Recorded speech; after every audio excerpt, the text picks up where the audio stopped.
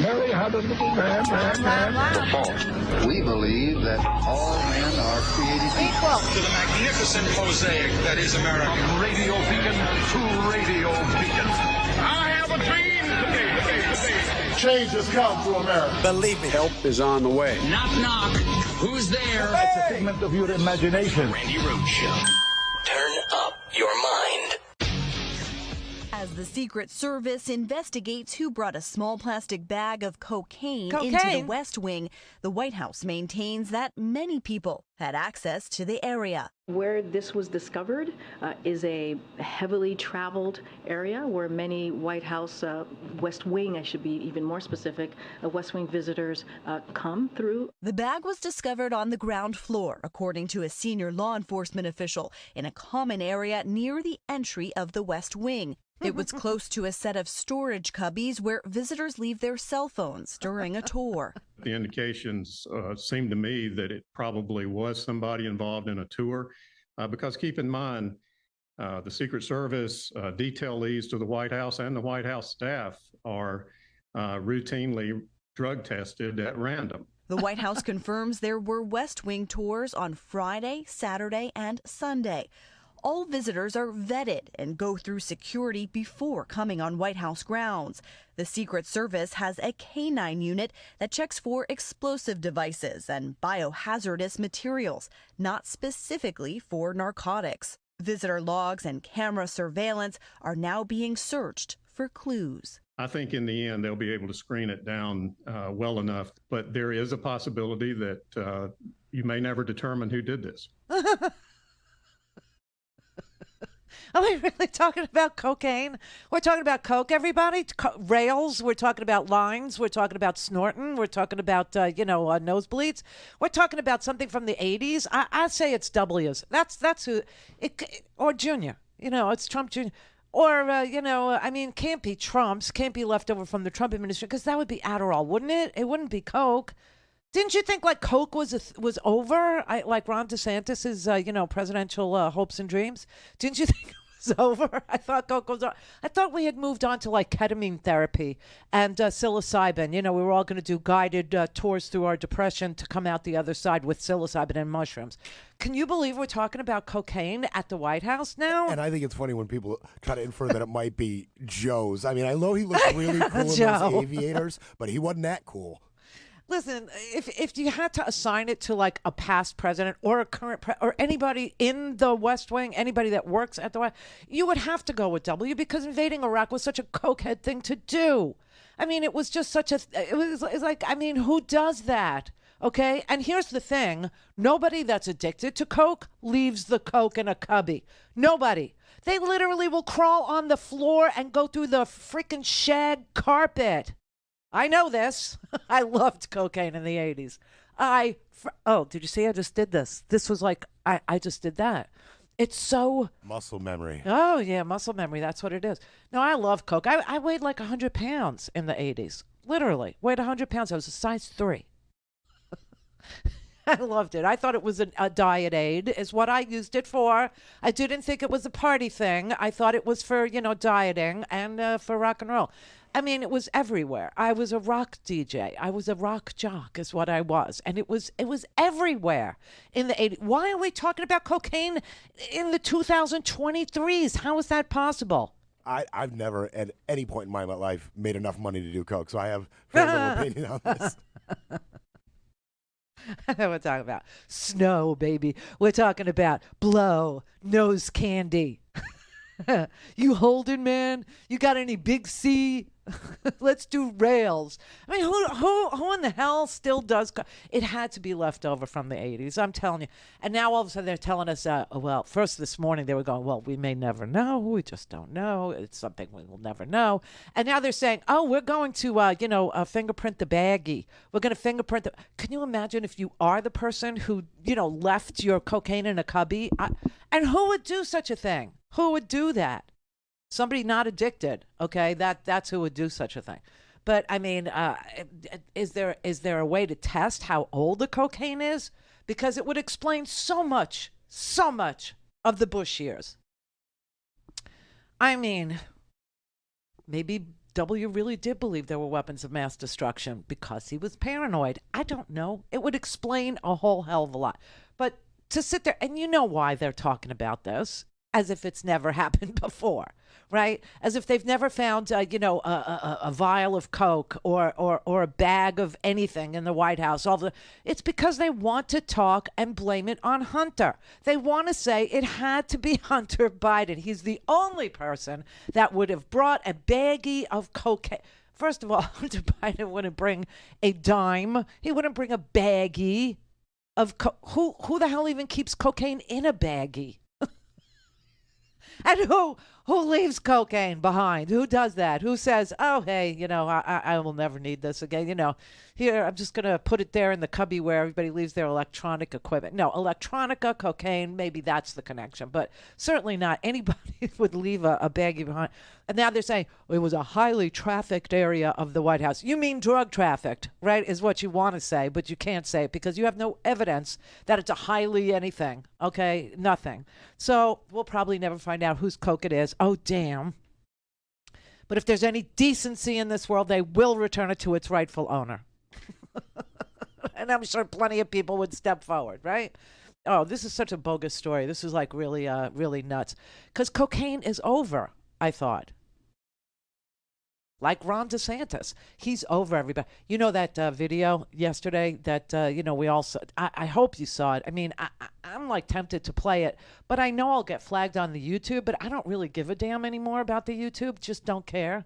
But I guess you really do need to see it.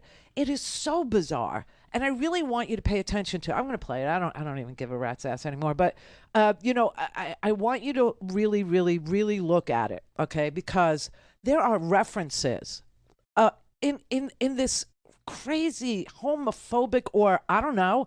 It could go either way depending on what your outlook on life is. I guess you could look at it as homoerotic. Like, like why in the hell does Donald Trump worship the Village People kind of a thing? Like it could be one of the greatest mysteries in the history of heterosexual orange males. Why is DeSantis in this video of his? He's got oiled up, movie stars dressed up as, Greek gods. But the craziest one, the real sick one is he has in this video like twice. What's his name? Christian Bale, okay? Yep. From American Psycho. In the ad, more than once. What is the message? Like, who would want to be the president of the United States so, that they would associate themselves in a ad that they put out themselves, okay, with Christian Bale's character, Bateman, in American Psycho, which is a reference I use all the time whenever you want to like talk about sociopaths or psychopaths or even people that like the song Sussudio. What do you say when people tell you who they are? Believe them? Oh my God, I don't even understand like what this ad is supposed to be. But I will tell you that, Donnie Deutsch, who is an ad man, that is what he does. He's a marketing genius, Donnie Deutsch, okay? He said he's never seen anything so dark in his life, that DeSantis is just like one of these really deranged, dark human beings who either was trying to send a message that he hates gay people so much that he would, chainsaw them, I don't know, while listening to Huey Lewis in the news. Or Phil Collins, I don't know. But he's got references in there to like Greek gods, like what is it, Leonardo DiCaprio? In one of the movies, he's like a Greek god who's avenging the death of his male lover. Yeah, Brad Pitt, yeah. It's Brad Pitt, yeah. Well, DiCaprio's in here too. Yes, he is Wolf of Wall Street, yeah. Wolf of Wall Street, yeah, where he's snorting cocaine off of girls' asses and like, what is the message? And it's very coke. It's very retro. The whole, I don't know. I don't understand it. I will play it for you. I would love to know what the hell you think the message is, because I can't find anybody who can tell me what he's trying to say. Except that I'm done. I give.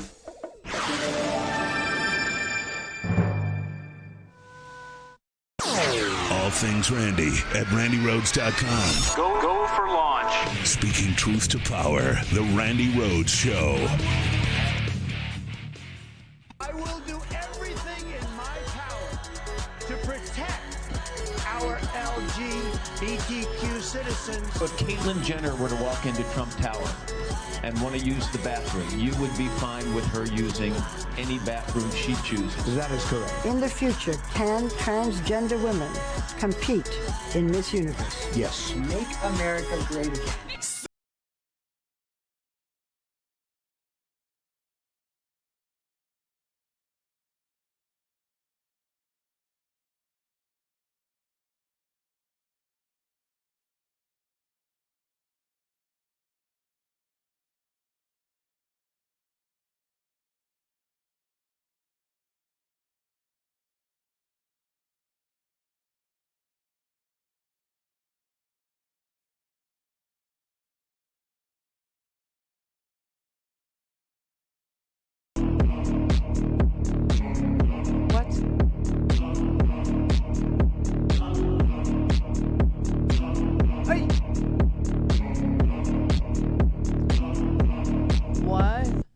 What?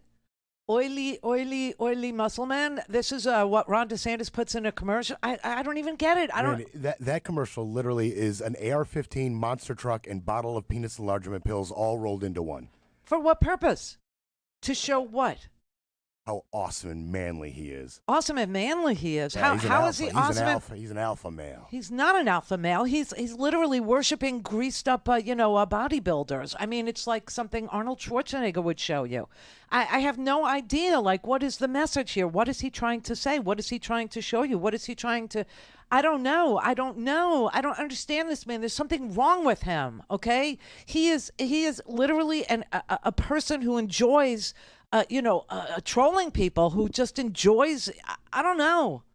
I don't even know what it is that he likes anymore. What is it that he likes? People dying around him? He's a sick SOB, right? That he would even put an ad out like that has Christian Bale as the American Psycho in it. Next to I don't know, what is it? It's like, Ferris Bueller music. I don't know what that's supposed to be. Chicka-chicka. Right? I have no idea what that. It's very sick. It's very sad. So anyway, a lot of people have seen it, and nobody can figure out what exactly this is.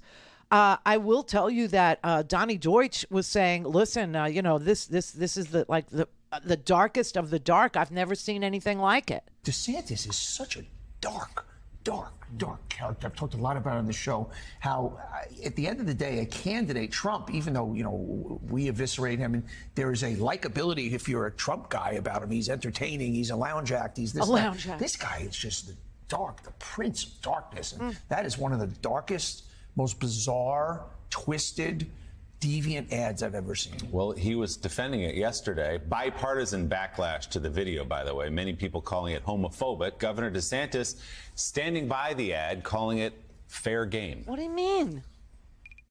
I think, identifying Donald Trump as really being a pioneer in injecting gender ideology into the mainstream, where he was having men compete against women in his beauty pageants. I think that's totally fair game, because he's now campaigning, saying the opposite, that he doesn't think that you should have men competing in women's things like athletics. And so we've been very clear on it, that we believe in protecting the rights of our girls and the rights of women athletes to be able to participate with fairness and with integrity. In response to those remarks, Trump campaign spokesperson said, quote, a desperate DeSantis campaign with a flailing candidate is in its last throes of relevancy. Oh, it's definitely dead. I would he's now roadkill DeSantis. That I don't even understand what that ad was, but to sit there and tell me that he's all about defending our girls and women, that he's about defending the rights of women. Isn't this the same guy that just did a 6-week abortion bet? 6 weeks. Nobody even knows they're pregnant at 6 weeks. Okay. What the hell? Who is this for? Who is he trying to appeal to? And nobody even can tell whether or not it's homophobic or it's homoerotic. Nobody knows what the message of it is. So, Brandon Wolf, who is a wonderful spokesperson for gun legislation, meaning he'd like to see some. He was at the Pulse nightclub in Orlando, Florida, when this attack happened, and a lot of his friends died. And he's now, a person who appears regularly asking for and, saying America's like a crime scene now. Well, the White House is a crime scene, so why not, just put the whole yellow tape around the whole country, the whole freaking thing, because the whole world sees us as one giant crime scene now where our kids are being slaughtered at school, in the street, at the mall, at the, you name it, we'll kill you there, at the festival, at the July 4th parade, wherever you go, we'll kill you. You want to go to the supermarket? We'll kill you there. We'll hunt you down. We'll kill you there. Yeah, America's just a giant crime scene. But anyway, so Brandon Wolf was on, obviously, to talk about, gun legislation after, the July 4th weekend. But then they showed him the DeSantis ad, and they asked him, like, can you figure this out? Like, do you understand, like, what the message of this ad is as a Floridian, as somebody who lives with this governor and understands, that he will never do gun legislation, okay? He's all about slaughtering everybody all the time, and then he puts the American Psycho guy in his ad. What do you make of it? This governor has staked a very bizarre and out-of-touch lane in the 2024 presidential race. He's decided that he's going to run to the right of Donald Trump, that he's going to build an entire brand on raw homophobia, transphobia, and general bigotry. I can't see, just from a political standpoint, I can't see how that's successful. And the amount of damage that he's done to our community has been catastrophic for us. There are hundreds of books that have been challenged across the state because they feature LGBTQ characters. Dozens of them have been banned. We have school districts that are refusing to recognize the historical contributions of our community. We have a hostile climate toward trans people that would see them arrested in the bathroom at the Miami airport that they would normally use in New York City. Things are really scary for LGBTQ people down here in the state of Florida right now. And we should take Ron DeSantis at his word when he says he wants to make America Florida. You don't want to be Florida, trust me. You do not. You do not. Oregon, you don't want to be Florida. Washington State, you don't want to be Florida. Colorado, you don't want, no, not even close, okay? Not even close. Nobody wants to be us, okay? Where, you have a governor who is a bully. You have a governor who literally gets off on being cruel. You got a governor who literally sues Walt Disney, one of the greatest tourist attractions ever known to man in this state, especially in a state like Florida, which is all based on tourism. I mean, come on, this is crazy. You don't want to be like us. You would have to sue your ski slopes, Colorado, to even understand what attacking Disney in the state of Florida is. I mean, look. This is a guy who, I don't know, he must know he has no chance. He must know it's over. He must know that, he's done. Like cocaine, just done. Somebody's going to leave him in a cubby in the executive office building, the old executive office building. I don't know. I honestly don't know. But trust me, this guy, he's not going to stop.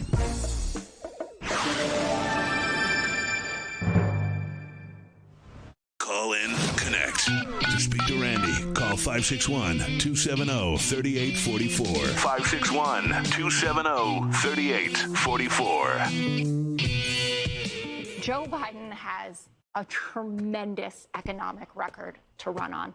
There's a nifty chart floating around social media. Everyone should check it out. The U.S. has the highest post-pandemic growth in the G7 and the lowest inflation. All the countries we compare ourselves to, 13.1 million jobs created. So yes, all the ones that were lost during COVID came back, and then we're gaining jobs at a faster clip than we did under the Trump presidency. 800K in manufacturing. There are articles all over talking about the manufacturing boom. We know unemployment is below 4%. That's Fox. What was that little logo down on the bottom left? That was a Fox logo? That was there? Fox. That's their what do you call it? A token. That's their token liberal, okay? They need to get a less effective one because she sounded pretty good to me. She's amazing. Jessica Tarlov is her name. She is an amazing, token. If you had to have one, she's a good pick. But obviously, the Biden economy is, it's performing. We recovered faster than any of the other G7 countries in the world, and those are the 7 largest economies.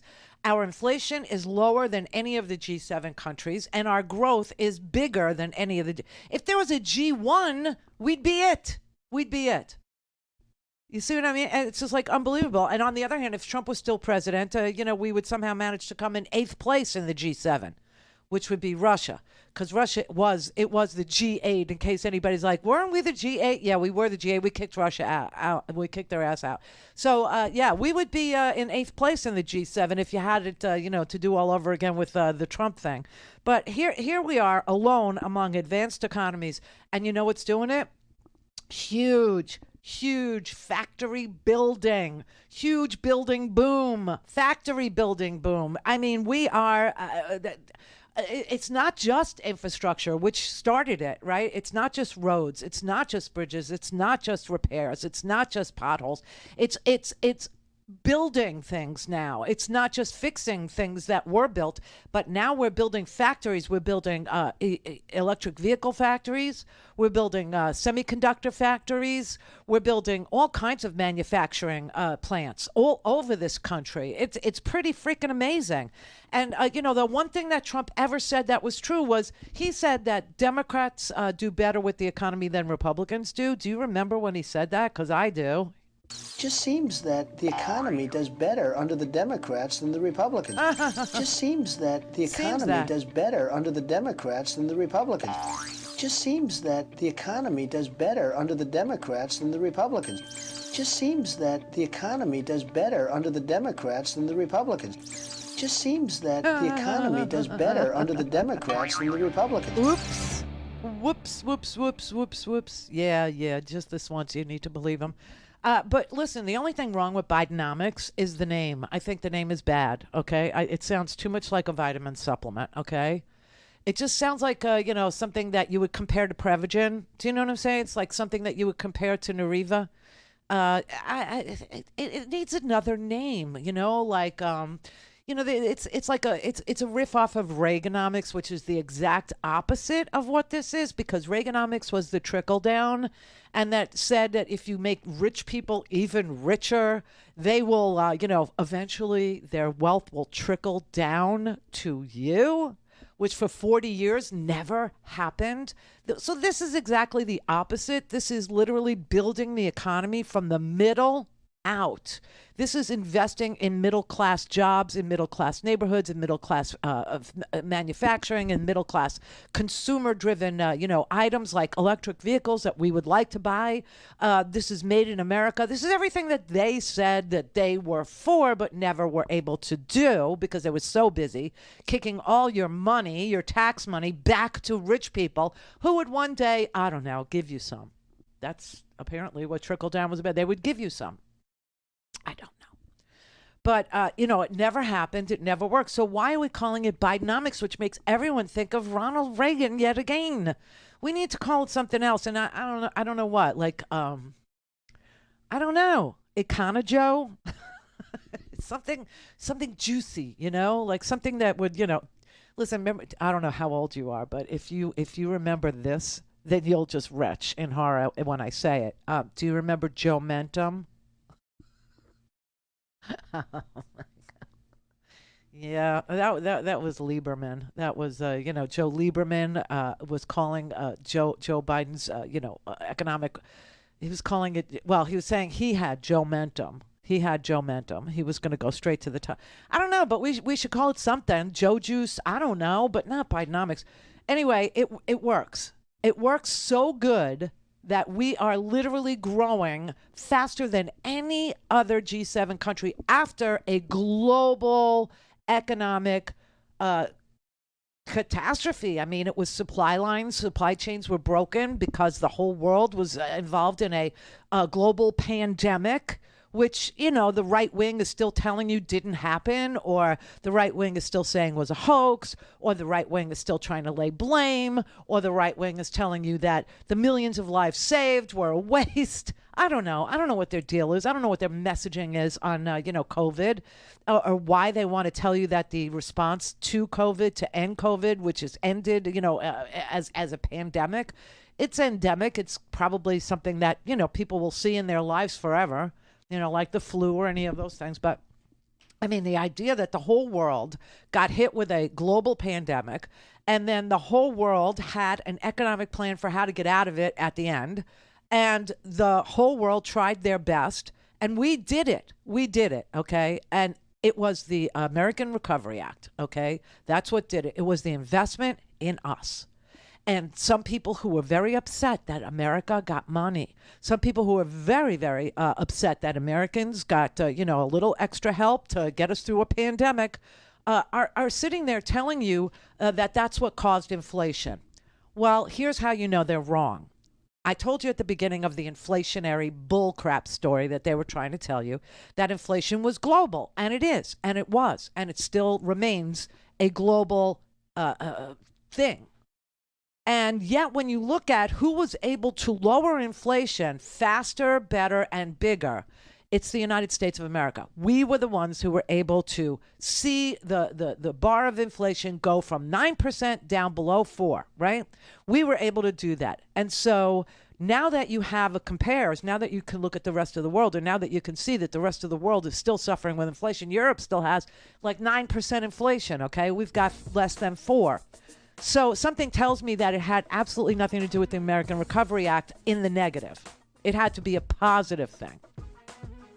One caller called in with Joeconomy. Joeconomy. Yeah, I like that. Yeah, see, keep it coming, because I need a new name. Joeconomy. I'm writing it down. Joeconomy.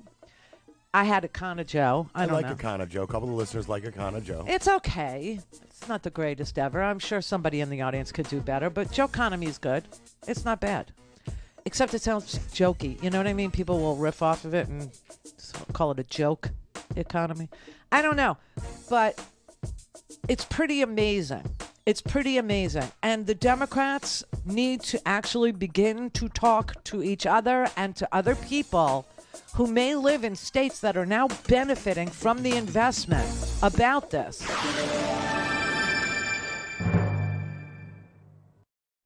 This is the Randi Rhodes Show. To speak with Randi, dial 561-270-3844. That's 561-270-3844. The president does have quite a few economic achievements to brag about. The unemployment rate is 3.7%, near the lowest it's been since 1969.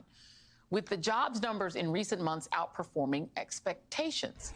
We've also seen the inflation rate cool significantly from the highs we saw this time last year, from over 9% to now 4%, which is much lower than what most other countries are currently experiencing. Look at that.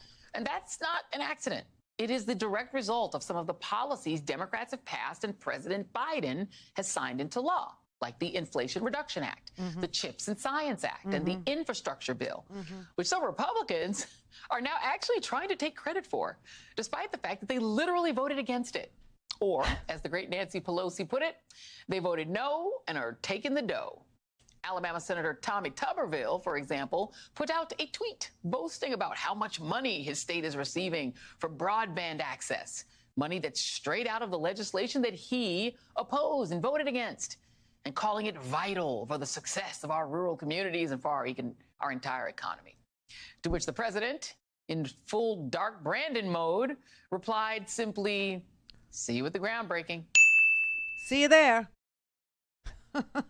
I mean, it is an amazing thing. It's totally amazing. When you look at the entire G7, when you look at the 7 largest economies in the world and their recovery, and that we, the United States of America, are outpacing them in job growth, in GDP, the growth of our economy, and that inflation in the United States is lower than it is in any of the other large economies in the world who also suffered from the same things that we did, broken supply chains and closed, businesses and people unable to fly or travel or tourist stuff or travel for business or do any of those things.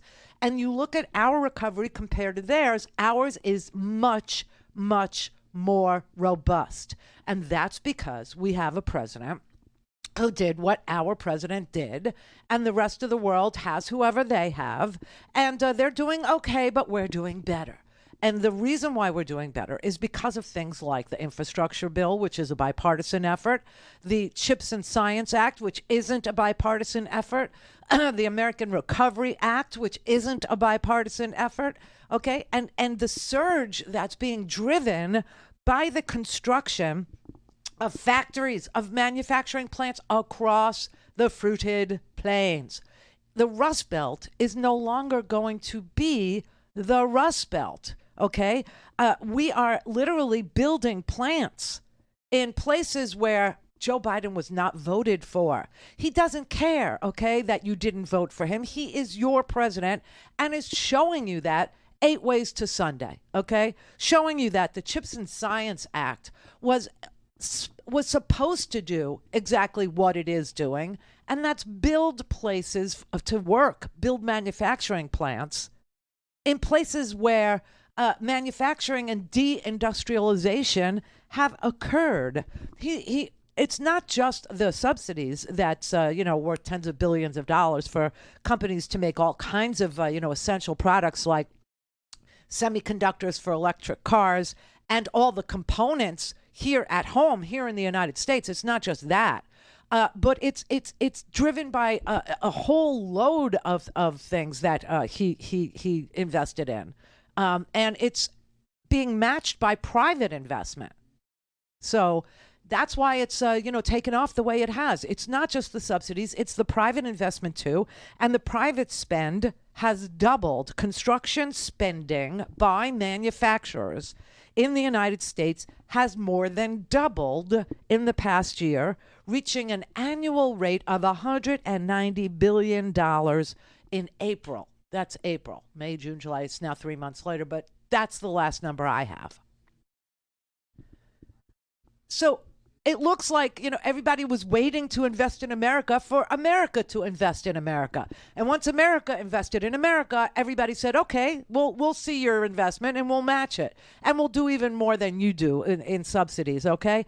And we're leaving behind every other industrialized economy in the dust. We're doing so much better than every other industrialized economy in the world. And this is the critical part, is we're beating Asia. We're actually, where Donald Trump sat there and said, tariffs and taxes and, poor farmers, who had worked their entire lives to build these marketplaces for their soybeans in Asia. Farmers all across America who were trying to compete with, corporate farms, with giant industrialized corporate farms, had eked out, a marketplace in Asia to sell their soybeans. And when Donald Trump decided that he was going to play a, trade war with with President Xi, and lost, by the way, all those farmers had their marketplaces disrupted or ended or somehow, impinged on or impeded or just broken. And Donald Trump decided, I'll just pay them. I'll just give them, tax dollars. Well, these farmers didn't want tax dollars. They wanted the fruits of their hard work. They wanted the fruits of their labor. They wanted the marketplaces that they had grown overseas to continue to buy from them. And they wanted to keep on planting and growing and continue to sell. Well, Donald Trump made that near impossible, okay? But now when you look at the investment that, the subsidies that were put towards manufacturing plants, building them in the United States, and now you see manufacturers themselves are saying, yeah, that's good. We'll take that deal. We'll take that deal and we'll put our own money on the table. Now, all of a sudden, you can see that we're beating the industrial heavyweights of the world. We're beating Asia. We're beating Germany. We're beating Japan. They're stable from pre-pandemic levels, but we are excelling. Okay? And we let Asia take over the world as the world's factory powerhouse. And now it's us. That's how you win. That's how you win, against Xi. That's how you win against, markets that you want to compete with. Chips and Science Act, yes, signed last year. It offers grants and tax credits for semiconductor manufacturing in the United States. It is the critical portion in the surge of manufacturing that we're seeing in this nation. The other surge that we're seeing is in infrastructure. Okay, that is the bipartisan infrastructure act that was passed, and so that's why you're seeing things like orange barrels all across Michigan, where they're building roads and bridges and public transit and water, and that's why you see these rural places that were not connected by broadband suddenly enjoying broadband, and you see these front-running phonies who voted against it. Over and over and over and over, voted against anything that had Biden's okay, that had a thumbs up from Americans. Anything that we thought that the Democrats knew was going to increase our prowess in the world, our competition, our competitive nature, our competitiveness. They were against it because they didn't want Biden to have a win. So they were against every single thing. Now, you remember some of these bills were supposed to be bigger, right? You remember how hard we were fighting at the beginning of the Biden administration to get a bigger, better, and we had to, spread it into two parts. They had to break it up. And you remember Pramila Jayapal, who was head of the Progressive Caucus? She was so determined to get this big bill through, and it just couldn't happen. It wouldn't happen because of the stinking Republicans and their complete objection to letting America win if it won when there was a Democratic president. I mean, literally, we should suffer another 4 years because they won't have it. Well, so we had to split the bill into two pieces, and we were able to do an infrastructure piece that did get bipartisan support and the Science and Chips Act, which didn't. And both the critical part is the Chips and Science Act. That's what's building, all of these factories now across the United States. Well, I will tell you, that today Biden gave a little speech in South Carolina. He went to South Carolina for a couple reasons. One, because South Carolina was the difference between him being the Democratic nominee and him not being the Democratic nominee. As you will remember, right? That James Clyburn, when he endorsed Biden, put him over the top, and he was able to become the Democratic nominee. So he went there to return the favor, and he also went there because South Carolina is now going to be an early primary state for the Democrats. And he went there to say, hey, listen, I don't care who's for it now, and I don't care who was against it then. All I know is you guys are going to do really well with it. You guys are doing well with it. You guys are seeing broadband. You guys are seeing, factories. You guys are seeing manufacturing. You guys are seeing the end of the Rust Belt days. You guys are seeing, good paying jobs. And that's all I care about. I mean, it was a nice moment. It really was.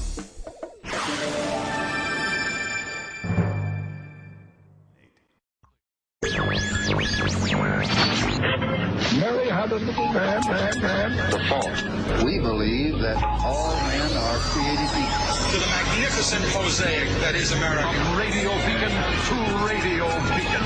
I have a dream today. Change has come to America. Believe me. Help is on the way. Knock, knock. Who's there? It's a figment of your imagination. Randi Rhodes Show. Turn up your mind.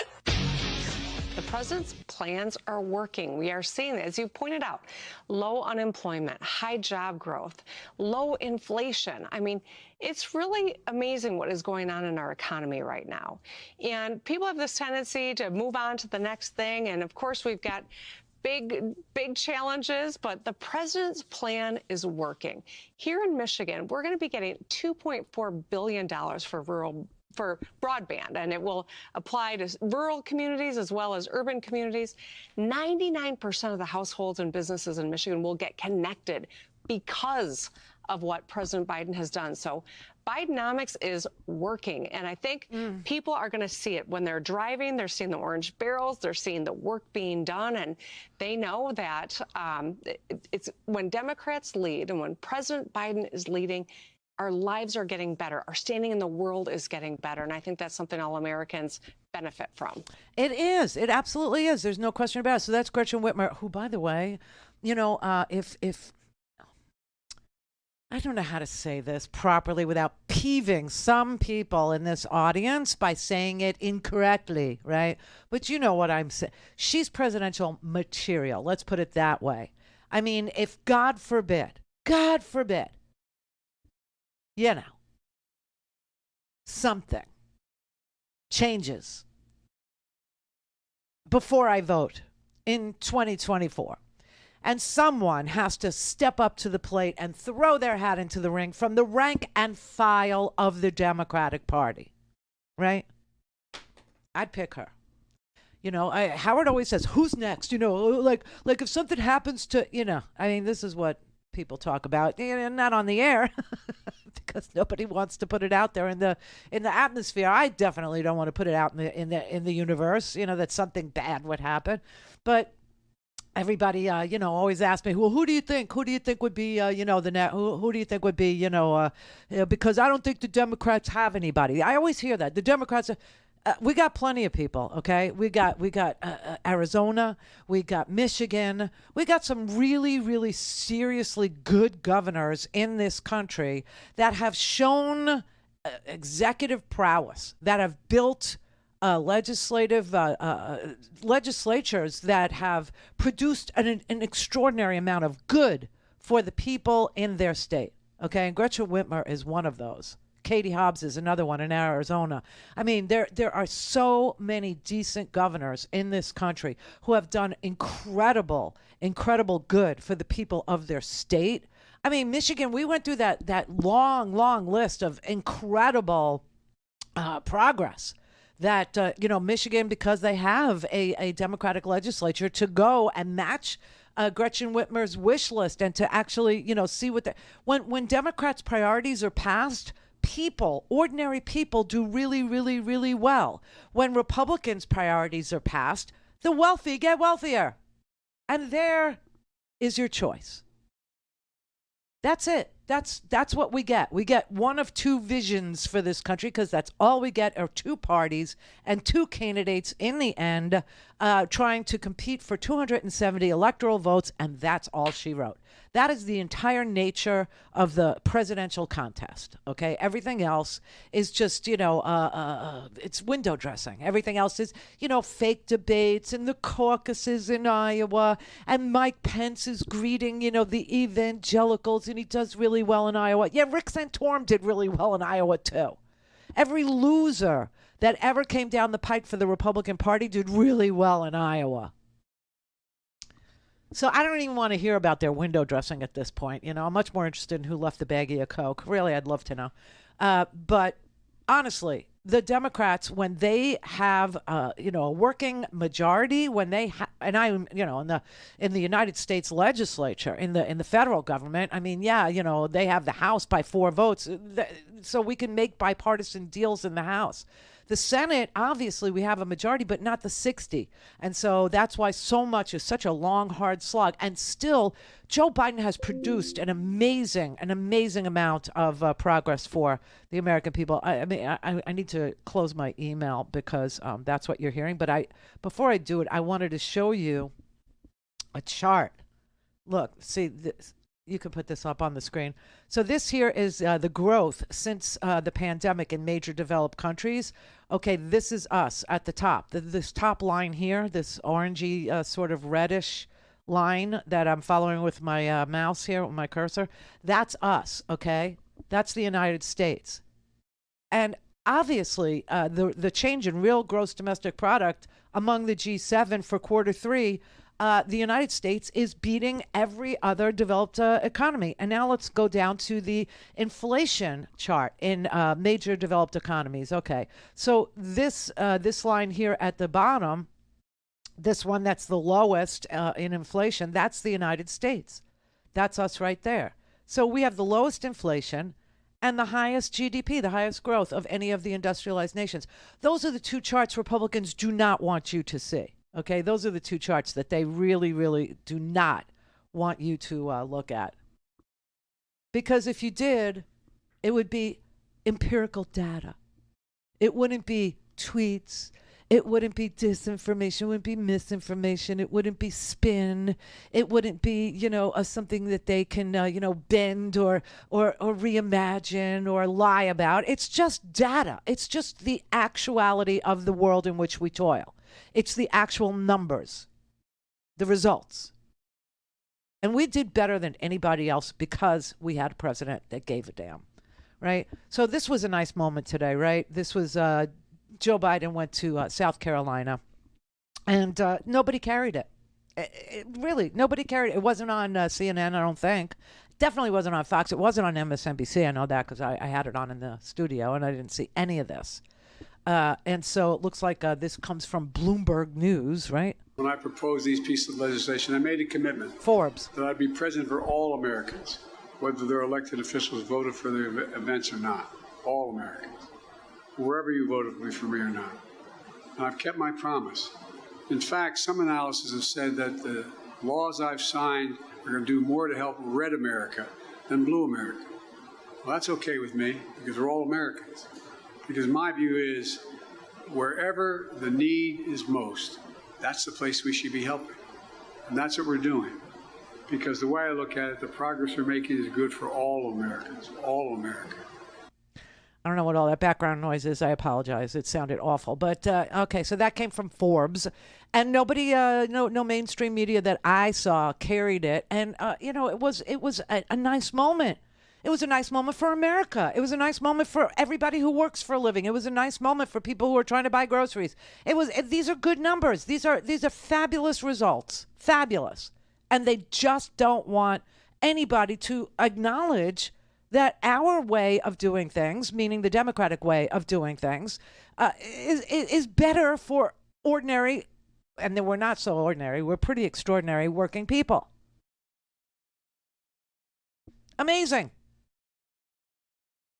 Lana in Tennessee. Oh, great. Can you hear me okay? Uh-huh. Brett said I was having problems with my earbuds. First off, I don't know if you remember me. I called a few weeks back at the beginning of the Free Speech TV drive. I do. I'm a truck driver. Yes. Oh, great. Okay. I just wanted to let you know how when I hung up and I heard what you said about me, it just made my day. Oh. It made my year, actually. I was so thrilled. Let me put you on hold, okay? Hang on. I have to go to a break. Sure. Okay, hold on. Okay, honey. All right, thank you. Thank you. Hold on. You got it, Brett? Thank you. Yeah, we'll come back. We'll talk to Lana. I also have another person from Tennessee. I don't know, like what the other person from Tennessee. But things are good. And Joenomics, I don't know. Econo Joe, what do we, we have the right man at the right time. All things Randi at RandiRhodes.com. Go for launch. Speaking truth to power, the Randi Rhodes Show. Okay, here are 3 Republicans, 3 of them, okay? Joe Biden has been a steady, competent leader. He's actually been an excellent president. The country is in much better shape than it was when we came out of the horror of Donald Trump. But he's not getting the credit for it. Why? Because Democrats continue to infight. They keep talking about, is Biden too old? And what about this over there? And then the progressives do this and this one does that. They've got to stop that. This is the reality of the situation. You have to play the game that you're in. And the game that you're in is Joe Biden is going to be the nominee. And he actually has a lot of policy wins that the American people are benefiting from and will benefit from his steady, competent leadership. And guess what? We don't have to worry about him being a national security threat or selling our country out to Russia, China, Iran, or the Saudis or any of our other enemies out there. We have someone who actually believes in restoring the soul of America, that understands the importance of democracy and freedom and rights for everyone, versus Donald Trump and where the Republicans are going. So I'll say it again. Democratic friends of mine, for the love of God, spend this summer promoting Joe Biden's accomplishments and the positive vision for America, and contrast that with what the Republicans are not only saying, but what they've already done and what they're telling you they'll do again.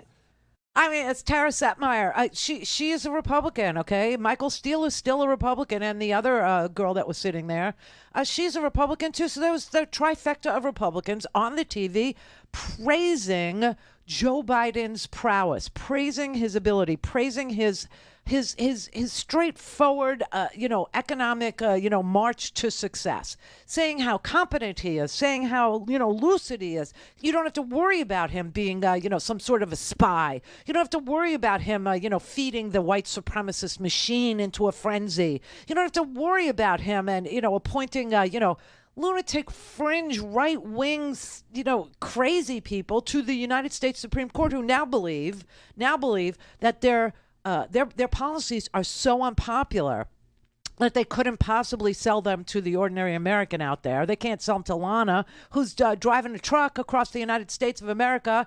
They can't sell any of their crap to people, okay, because nobody's buying it anymore. And so they're going to do whatever it is that they want to do to bring us back to the 1700s, through the court, through the freaking court.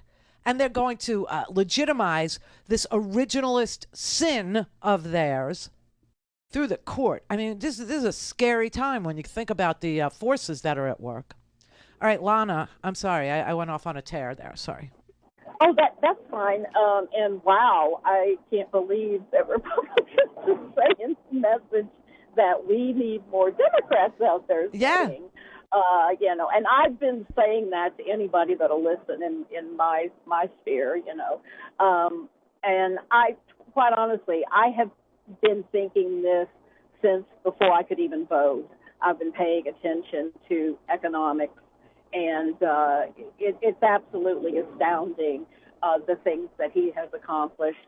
It was really surprising because he was not my first choice.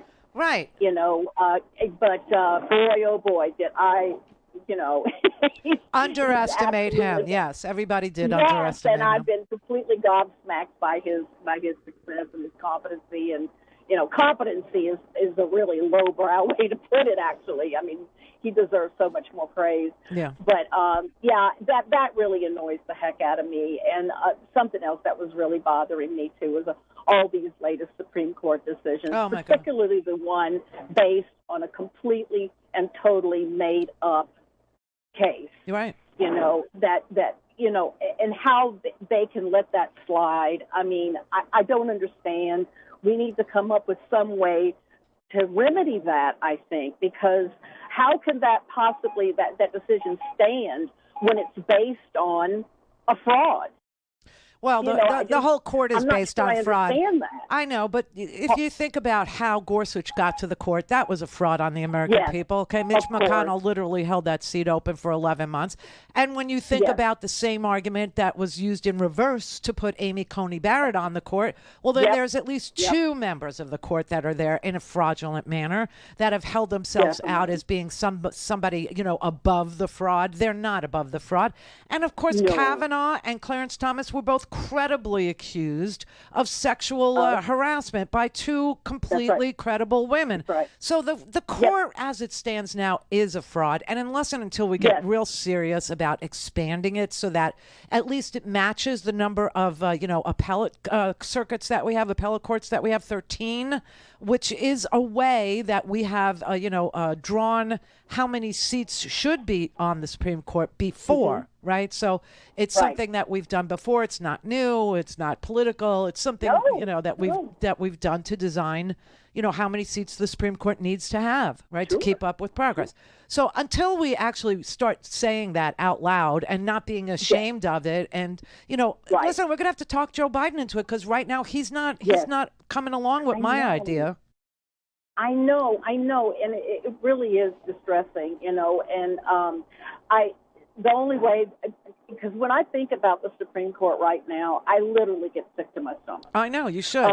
Just the things that they're doing, and it's just, you feel so frustrated. I'm going to tell you this one's really going to rattle you, okay? Because this one really rattled me. Okay, so the Lay it on me. Okay, the next term of the Supreme Court, which the oral arguments start in October, and then every summer we have to sit there and hold our breaths and see what will they do now? What will they take away from us now? Right? Well, next year they're going to hear a gun case.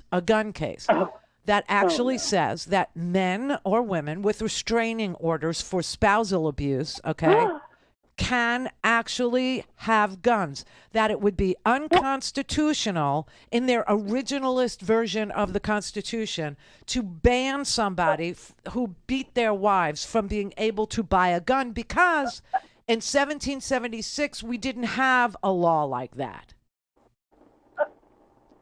I'm serious. Oh. And they're oh, wow. Right. And they're saying, I just got a major blood rush down to my toes. I hear you. I did too. When I first saw the story, I was like, whoa. Yeah. Oh, my God. Yeah. I know. Oh, wow. That's really going to give me a lot to think about behind this wheel. Yeah, because they and something I didn't need.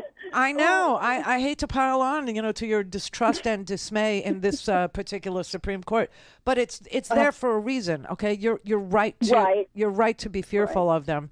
That people who are accused of domestic violence have a right to own a gun, because they said that when this country was founded, and this is what originalism is. Remember yesterday I was telling you. Yeah, of course. Originalism says that whatever the founders envisioned is what it should still be.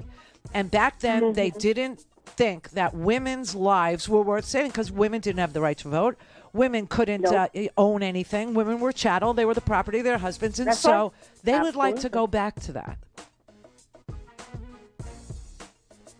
I'm not kidding. I'll play you a report about that. I mean, it is so sick and twisted that they would want to bring us back to the 1700s, but they do. And the more that you see the kinds of things that they're saying and doing, the more you know that's true.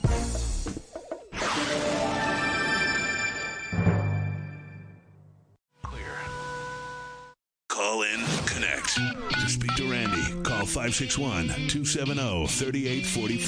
561-270-3844. Okay, here is a report on the Supreme Court to weigh whether or not domestic abusers have a constitutional right, even if they're under a restraining order for violence, to have a gun. The originalists, the original sinners on the Supreme Court, the originalist sin, they say yes. They say yes, you cannot keep somebody who beats their wife or somebody who tortures their spouse physically from accessing a firearm, because when the country was founded, there was no such law. I swear to God. His anger was not controllable. For many victims of domestic violence, everyday life is hell on earth. It can be something as simple as me doing my makeup. It'd be a breakdown. The fights will start. We spoke with a young mother who doesn't want to be identified because she is now in hiding after fleeing years of abuse that took a potentially deadly turn. He started intimidating me with his guns. I fled. That was the breaking point. The guns. The guns. Yeah. She sought a restraining order, but proving her case was tough. A judge initially refused to grant one and denied her immediate sole custody of her child. I know I'm no good dead, so I had to leave her. It's okay.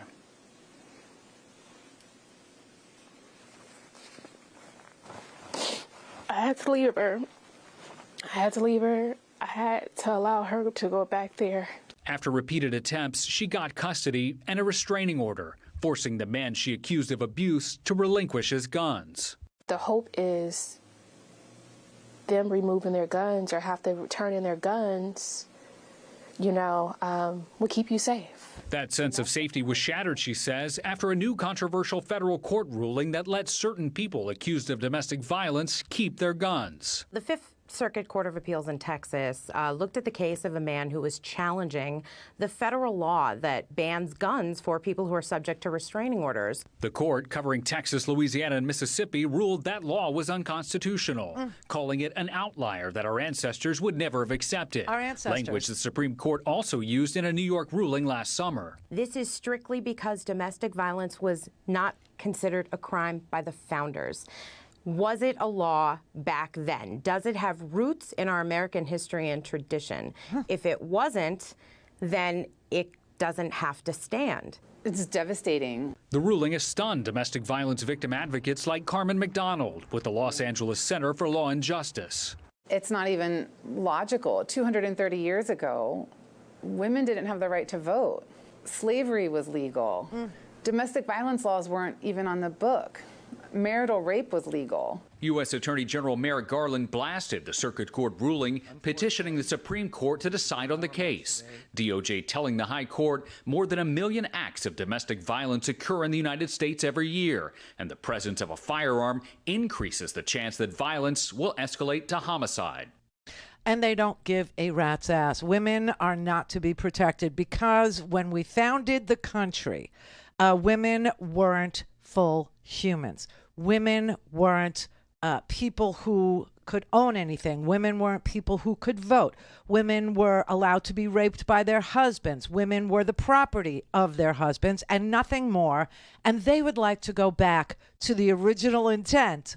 This is what originalist sin is all about: punishing women, shaming them, violating them, hurting them, abusing them, giving them no place in law to hang their hat on, okay? No place in law to go when their husbands are either raping them or beating them or threatening them or pointing guns at their head. No place to go. And you know that's true because Herschel Walker was very popular, especially after the held a gun to his ex-wife's head story became the story.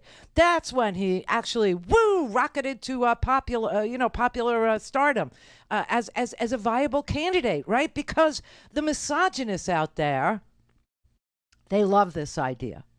This is the white supremacist, literal misogynistic, QAnon freaky nature that just percolates inside of the Republican Party and has been given permission to be that, to be hateful, to be bullies, to be misogynist, to rape women, to say we don't want to go back to the 1860s, we want to go back to the 1560s.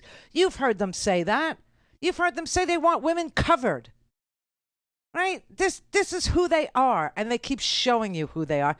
And now we have people who graduated Harvard and Yale sitting on the Supreme Court who are down with that crowd, who are saying, yeah, that's what we want to do. That's exactly what we want to do. That's what Amy Coney Barrett's crowd is all about. That's what the handmaids are all about, the women of praise. That's what the religious right is all about. That is what they have morphed into, and that is what they want enshrined in law. Let me tell you what the Texas case was. You saw, like a piece of paper in that report. Okay, so that's a guy named Zaki Rami, okay? And he is a drug dealer in Texas. And his partner, the woman he lived with, got a restraining order in February of 2020. This is the case that they're going to hear, okay? So this guy, Zaki, in an incident in Arlington, Texas, in a parking lot the previous year, recounted by the federal government in court papers, those were the court papers you saw, Rahimi was accused of knocking a woman to the ground, dragging her to his car, pushing her inside the car, knocking her head on the dashboard in the process, fired a shot from his gun at a bystander after realizing the bystander was watching him do this to this girl. And this girl was able to survive it and got a protective order. While the protective order was in effect, he was implicated in a series of shootings, a series of them, including one in which he allegedly fired bullets into a house using an AR-15. This is the federal government's documents, okay? This is, one of the protective orders. He was facing state charges for the domestic assault and then another assault against a different woman. He was prosecuted separately by the Justice Department for violating the federal gun restriction law. But before the Supreme Court had issued its new gun rights ruling in this Bruen case that I keep trying to remind you of, they argued that his case should be dismissed because his Second Amendment rights were being violated. Once they did the Bruen case, okay, then all of a sudden his argument became real. And the Fifth Circuit Court, who held that he didn't have a right to have a gun while he was, being while he was under a restraining order for physical violence against two women, they reversed themselves after the Supreme Court said you can't take away his Second Amendment right to own a gun. You can't. And so the Fifth Circuit Court of Appeals, who originally said he can have a gun, they reversed themselves after the Supreme Court did the Bruen case, the New York State Rifle and Pistol Association versus Bruen, which requires judges to focus only on whether the gun laws comport with the historical understanding of the Second Amendment. Well, I got news for you. The Second Amendment envisioned at the beginning a well-regulated militia. Just saying. Fatality. This is the Randi Rhodes Show. To speak with Randi, dial 561-270-3844. That's 561-270-3844. I know there's a hesitation on expanding the court. I am a recent convert to this, but if you believe that truly we're in a moment where democracy and our rights are falling, if you will, that we're a nation that suffered the injury of January 6th, that we have a presidential candidate who may win, who is promising retribution for the next 4 years, that we've seen a court roll back civil rights, voting rights, protections of equality, and certain fundamental rights we believe we had. If democracy is in that much peril, it is not a big case to make to expand the number of seats on the court. And there is historical precedence for it, right? We know that the Constitution doesn't say there has to be 9. The number of court justices has changed, I believe, 6 times. It's been 150 years since. There's currently 13 appellate circuits or appellate districts. You could align the justices with the number of appellate districts as once was done in history. I think Democrats can make the case substantively on protection of rights, but also a clear analytical case for why this is an era in which we can consider expanding the court. And then the passionate arguments about McConnell stopping Merrick Garland and greenlighting Barrett are just fuel to the fire for what is a rational argument. Yeah, I mean, obviously, that's what needs to happen. Now, what's interesting is all the voices that you heard today praising Joe Biden and all the voices that you heard today saying anything about expanding the court or protecting women were Republicans. That there was David Jolly. He is he was a former Republican representative from Florida who actually quit. Just said, that's it, I'm done. I don't want to be part of this Fiesta Bowl of bozo-ness. And he didn't run again. And now he's, a pundit that comments on, legislation and things that go on in Congress. But David Jolly is a Republican. Tara Setmeyer is a Republican. Donnie Deutsch, last time I checked, I don't know what he is, but he's saying Ron DeSantis is dark, dark, dark. He's like the Prince of Darkness, okay? I mean, almost everyone that you heard today tell you that we're in much better hands, including Donald Trump's little clip there that says, I don't know why, but the economy does better under Democrats than it does under Republicans, has been a Republican. Okay, and so this is the dirty little secret that they know, and that is why they are fighting a culture war instead of bellyaching about policy or saying that we get it wrong or saying that Democrats don't know how to build an economy or saying that Democrats don't know how to build a middle class or saying, because we do, and everybody in this country does better when democratic policies are in place. No one will do better if the Republicans get hold of this here government again. If Donald Trump uses this government to retaliate against perceived enemies, we're going to be in a death spiral in this country. I mean, it is going to be the end of voting. It will be the end of democracy itself. It will be something that we've never seen here, something we won't know how to do because we've never done a fascist thing before. We've never done autocracy before. We've tasted it. We've seen what corporate dominance looks like, okay? But we've never lived in a place where we couldn't vote. Some of us, women have, but not in my lifetime. African Americans have, but not in your lifetime. And that's where they want to take us. And they would like for everything old to be new again. They would like for the original intent of the founders to be deployed against people who they view as 3/5 of a person, against people who own homes like me, who shouldn't own homes because, apparently I have ovaries. And that's an estrogen-bearing being has no rights. Where you get to kill people because they come into your driveway. I mean, this is craziness. This is madness. But that is really what's going on in this country. And the Supreme Court's next session is going to be doubly worse. I mean, listen, last session, the one that we just finished, was bad. It was ugly. It was fugly because it was fraud. That's why the F goes in front of the ugly, because it was full of fraud, fraudulent plaintiffs, fraudulent cases, even the affirmative action case against Harvard. I showed you there are the largest majority of minorities in Harvard in the class of 2027 is Asian Americans. It's like 29% of the graduating class of 2027 will be Asian Americans. Okay, 15% will be African Americans. 29% will be people who were admitted because their parents went there, or because their parents are donors, or because their parents are staff members. And of those 29%, 70% of those affirmative action recipients will be white people. So, I mean, who are we kidding here with this? The affirmative action case was bogus, okay? It was an absolute, a manufactured out of whole cloth thing. It was brought by a white conservative guy named Blum, who has been arguing for 10 years now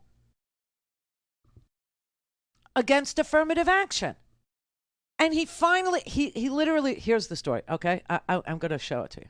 The court also ruled in favor of students for fair admissions in killing affirmative action in college admissions. Except Students for Fair Admissions involves no students. No Just students. a 70-something-year-old white conservative activist named Ed Blum, who's waged a long war against anything race-based in public life. Blum orchestrated the challenges that led to Shelby County versus Holder, the court ruling that gutted Black voting rights, and later recruited white student Abigail Fisher in his previous unsuccessful attempt to kill affirmative action in a case against the University of Texas. After that loss, he pivoted, at one point telling a Chinese-American group in Houston, quote, "I needed Asian plaintiffs," but Ed Blum didn't find any. No Asian American students testified against affirmative action. The Asian students who did testify did so in favor of affirmative action. But that didn't matter to this court. It helped that the dean of the School of Legislative Jurisprudence, Clarence Thomas, had his own long desire to kill the program he himself benefited from and thus to pull the ladder up behind him. The same Clarence Thomas whose own votes in cases like Citizens United have pushed dark money into our politics and whose billionaire benefactors do more than just pay for financial goodies and treats for him personally. They also hate the things that he and his right-wing colleagues are so eager to overturn, namely the will of the people. Seriously, dude, this court is out of control. It doesn't want to do any controversies on cases that exist. It wants to manufacture cases so that it can rule under the original intent of the founders and say that, when the founding happened, we didn't have a 13th Amendment, We didn't have a 14th Amendment, which was very race conscious. 13 and 14, very race conscious. One was banning slavery, race conscious, and the other one was equal protection under the law after Reconstruction because people wouldn't do it. They didn't want to serve black people. So the 14th was very race conscious. And now all of a sudden they want to get rid of it because that wasn't present at the founding. Neither were, women being able to be anything other than their husband's property at the founding. Listen, be very forewarned. This is a bad, bad, ugly road that they are going down. You talk about activist judges and legislating from the bench. They see themselves as a super Congress to be used to do all the things that Congress can't do because these things are so unpopular. So unpopular. People want gun legislation. Now they're going to take a gun case that says whatever was the original intent at the founding, that's the law. That's the law. So if a man at the founding beat his wife and was still allowed to have a musket, then a man today who beats his wife should be allowed to have a 9mm or a long gun or any gun at all or any amount of guns at all, even though if you really, really looked at it, you'd understand that when it was enshrined in the document itself, a well-regulated militia being necessary was the provision in the Second Amendment. That doesn't exist anymore. So maybe they'll do away with the, National Guard and then deputize all these men again. I don't know. But this is a sick and twisted, decision that we're going to be facing next summer. Next summer. Steve in Washington. Oh, hi, Randy. Love your show. I just wanted to put something out there.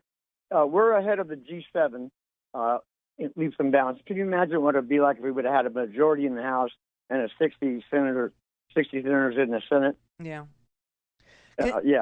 Well, can you imagine if the Supreme Court, didn't insert itself into Bush v. Gore and Al Gore had been president instead of W?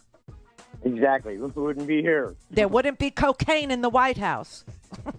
One more thing. Yeah. President Biden needs to have his Secretary of Education reinstate civics into our education. Yeah, it would be great. But, you're not allowed to teach real history anymore, even though we're going to be governed as if it were 1776. That's what they have in mind for us. Forget progress. Oh, hell no. If it wasn't the original intent, then do you know how much blood is going to be on their hands if they actually do that? I mean, listen, they've already decided that, everybody has a right to own a gun outside of the home. Go for it.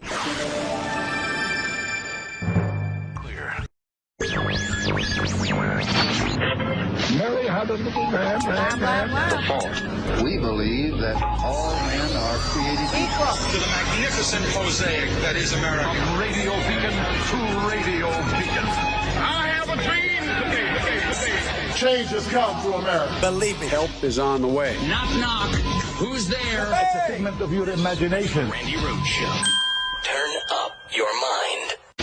It's $5 Friday, you bastards. An astonishing milestone this week. Monday and Tuesday, the hottest days ever recorded on Earth. What? Here in the U.S., Americans feeling the brutal summer heat firsthand. Over 20 million under heat alerts today. It's really hot, really humid. Central Florida reaching a triple-digit heat index Wednesday. It's too hot. I want to move out of Florida. My body's not made for this type of weather. Local emergency managers putting extreme weather plans in place. Just last year, we activated the plan twice, and it was only for a couple days. It's now been active for over a week. Connecticut's governor also activating statewide extreme weather protocols to protect residents from brutal temperatures. Sarasota, El Paso, and Portland all seeing record highs Wednesday. And in Tucson, Arizona, it was a staggering 107 degrees. Summer's only just begun. Always parks that have sprinklers. We carry a lot of water. We spray them down all day. But the sweltering heat is already in full force. Drinking a lot of Gatorade, water, staying hydrated. And temps still spiking with that global record. Even with half the world in winter, the average global temperature at 62.6 degrees Monday, and even higher, 62.9 on Tuesday. Climate experts warning this is not a milestone to celebrate. We're pushing our ecosystems and our climate into a different place than it's been for the entirety of human civilization. And that is alarming. Oh! Hello, everybody. It's alarming. It's hot enough for you? I guess we have an answer to that question. Is it hot enough for you? It's Africa hot.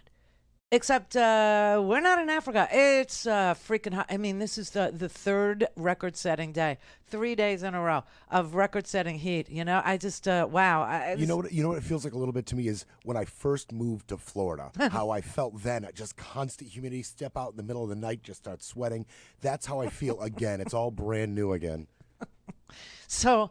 I'm going to start using Celsius is what I'm going to do, because I don't know if you realize this, but 120 degrees Fahrenheit is 49 degrees Celsius. So there, I just solved the problem of global warming. I cut it in thirds. I cut it by two-thirds just by using Celsius. So that's what I'm going to do. That's what I'm going to do. I don't know how else to deal with it. I just, I don't understand cow farts. I don't understand, why we can't eat meat. I don't understand, why I can't use hairspray anymore. I don't get it. I'm not clear. I mean, the Koch brothers said we could burn fossil fuels. The Koch brothers said that coal was good. Everybody in the Republican Party says, coal is everything. It will save, the coal miners. They need the work. They need the... If it ever cools down again, it will be a cold day in hell, because this, everybody, is hell. Man-made hell. This is hell on earth. This is what we've made. And I know that because I listen to Joe Rogan for my religious advice now. What the hell is that? I don't know. It just sucks you on in. Just sucks you in. Next thing you know, you're listening to, I don't know. I listened to 16 Minutes on Hinduism, and now I'm listening to, some guy tell me about how, it's really, this could be heaven. That we are living in heaven. We're just effing it up.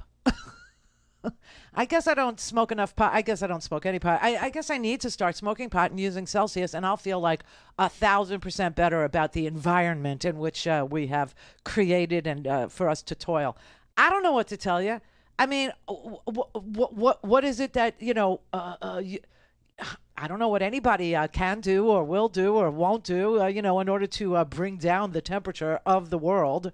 This is like sticking a thermometer up the, anus of the world and getting a really bad result and going, I don't know, put it in the hospital. This was something that people were telling you over and over again was happening. It was on. It was warming. It was going to be. And, the first cold day, the first chilly day, the first day of any snowflakey activity, the first day of any, chill in the air, everybody goes, see, where's your global warming now, huh? Well, here it is.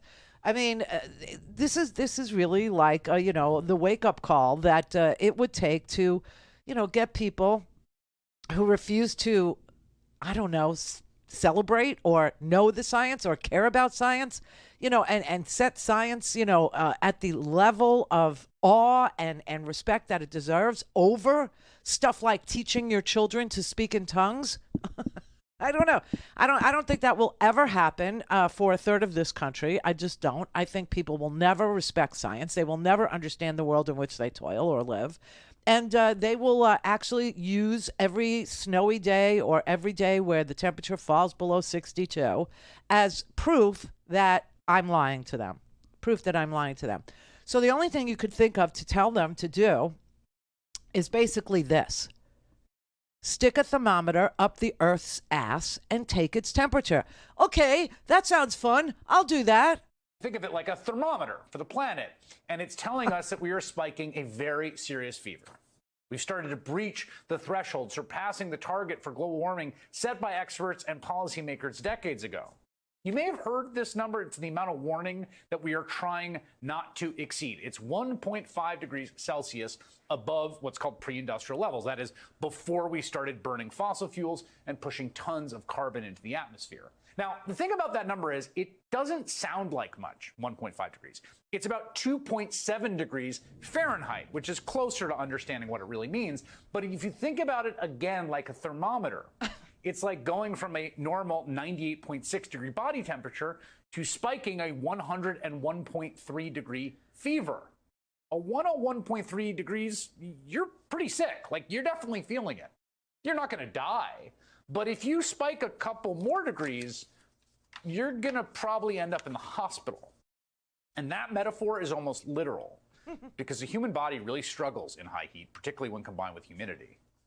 A recent heat wave in Texas resulted in hundreds of hospitalizations, at least 13 deaths, 11 of them coming in just one county. 2 others died while hiking at Big Bend National Park in West Texas. Oh, God. As temperatures continue to rise, experts are acknowledging that we are more likely than not to exceed that 1.5 degree target. In fact, it's all but assured at this point.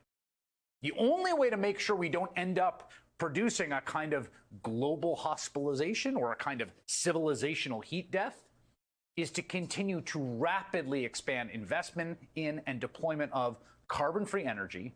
And then we got to start figuring out how to take carbon out of the atmosphere at scale. But even if we do that, it's going to get hot and hotter. That doesn't sound very optimistic to me, but it is a great way to put it. Okay, that was the best explanation I could think of if I needed to explain it to people who just want to have fun and don't want to pay any attention to anything that's real or anything that needs fixing, okay? Then just tell them what we're going to do is we're going to shove a thermometer up Earth's ass, and then you'll see the temperature, and you'll realize that we're all going to need to be globally hospitalized, meaning the whole planet has to go into the hospital. Well, I don't want to pay that bill. Right, you don't. So let's everybody suck in the carbon, like now, before we all die. Hottest day on Earth. On Earth for the 3rd straight day. Yesterday was the hottest day on Earth. Day before was the hottest day on Earth. Today is the hottest day on Earth. We're #1, damn it. It's just like, it's unbelievable. This is all climate change driven. But here's the thing. Haven't I been telling you for years and years and years that even if you don't want to believe it, even if you doubt me, even if you doubt the science, even if you just think that, sweating is your natural going forward look, now, this is what it's going to be. And you're cool with it, you're down with it. Just remember that modifying or changing this trajectory is a multiple trillion-dollar business. Yes, it is. And we would like to be the leaders in the world of that business. And guess what?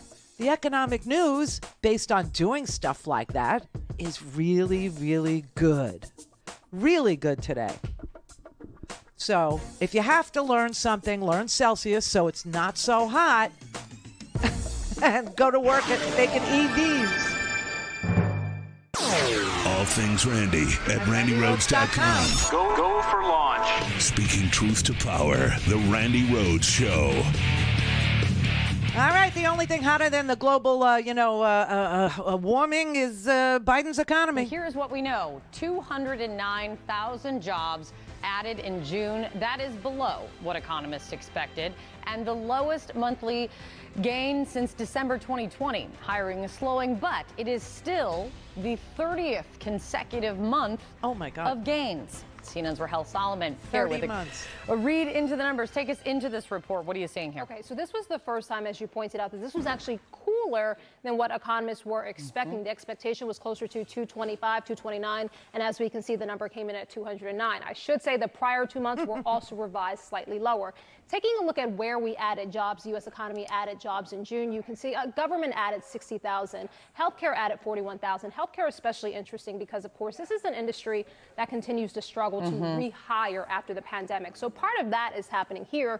And construction, which is really interesting because of what's been happening with mortgage rates. Right. You would think that maybe construction would take a hit, but not in this report, at least. We've been seeing a trend of that, 23,000. June jobs report, that coming in for unemployment at 3.6%. That ticked down slightly from 3.7. Okay, we've been in this range of under 4% for quite some time now, more than a year and a half. So this is the type of report that shows a normalizing, right? I wouldn't necessarily say a real cooling, but a normalizing, because it is still strong, as you pointed out, the 30th month of job gains. They cover this all wrong, okay? The freaking media just covers this all wrong.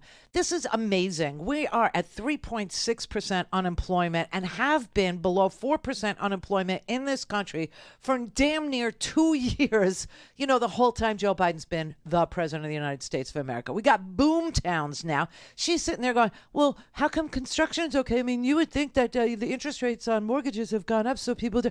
Because we have 35,000 new construction projects, and we've got boom towns in places that used to be called the Rust Belt. Not so rusty anymore, are they? No. And so the idea that the economy isn't, and everybody, we're going to be in a recession, we're going to be, and I don't even tweet anymore, okay? I hardly do. I might post some little clip of the show, but I don't engage with these morons. By the way, we now have another social media outlet for us. I mean, what we need, like, you know, I don't know, 250,000 social media sites, all owned by the same person. I swear to God, this is exactly, you know, Frank Zappa keeps rolling through my brain today. Keeps rolling through my brain. But this is exactly what Frank Zappa was talking about when he said 10,000 green business cards with your name and the wrong address and 10,000 radio stations all tuned to the same station. I mean, this is what it is. You know, you got the Facebook people, okay, the metaverse has now expanded into another social media site because Facebook isn't enough. WhatsApp isn't enough, okay? Instagram isn't enough. They don't own enough of your data. You're the product, you understand, on social media. You get that, right? That's why it's free for you to use, except for Elon, who wants to, you know, suck out another $8 from people that were just so jealous that, you know, I had to jump through hoops to prove that I was really a legitimate journalist so I could get a blue check mark. And now I just say, I'm not paying for that. I'm not paying for that. And being in the same company as people who paid to say that they're legit, whatever. So, you know, whatever. But so now we got a new one called Threads, owned by Zuckerberg. Just the two of you get into the cage and do the freaking cage match. Okay, just do it. And I guess whoever wins that gets to own everybody's data. I mean, this is so sick and sad. Look, can we just please go back to MySpace? I still have my MySpace page. Can we please just go back to like a fun kind of, so you know what the thing is about Threads? Before you go and do it, before you say, yeah, I want another one, I need to be, you know, like really mentally impaired about who likes me and who doesn't like me, and the way I see myself is going to be determined by this group of people. Oh my God. Let me just warn you that if you do the Threads thing, you will not be able to delete it. Unless you delete or are willing to delete also your other meta properties. If you're not willing to delete Instagram and all the memories you've saved up over the years on your Insta, then just know that you can't delete your Threads account if it gets, unmanageable for you, if it gets a little ugly for you, or if it gets, to be too much for, you to pay attention to. You can't delete it without deleting your Instagram memories, without deleting your whole Instagram account, okay? I mean, this is all just to suck up more and more of your data. And here's another little detail about it. It's only a mobile app. Okay, so Threads is only on your freaking phone. I can't wait. Now, the people who literally are doing like the massive tweeting, the massive stuff, they're doing it on a desktop, okay? Why do I know that? Because I do it on a desktop. Why did I do it on a desktop? Because if you want to put media on there, you have to be able to access a Dropbox, and you have to be able to see what you're doing. And also, if you want to do spell check, all these things, all these different things. And people who have Twitter decks who could see everybody that's saying a bad thing about them or a good thing about them or is neutral about them or isn't reacting to them. I mean, it's craziness. It's madness. But Threads is only on your phone. That's it. That's the only place you can get it. I hate using the phone to type because the amount of crap. First of all, I don't know why, but I think it's from the time that I lived in Costa Rica. I have no idea. But my phone thinks it's Spanish. Okay, my phone does. It doesn't. The first language on my phone, let's just say it that way, is not English. So it's always auto-correcting things that are misspelled in Espanol. I don't know. And I just don't care enough to fix it. I just don't. But, and everybody will call, oh, here's what you do. No, I know.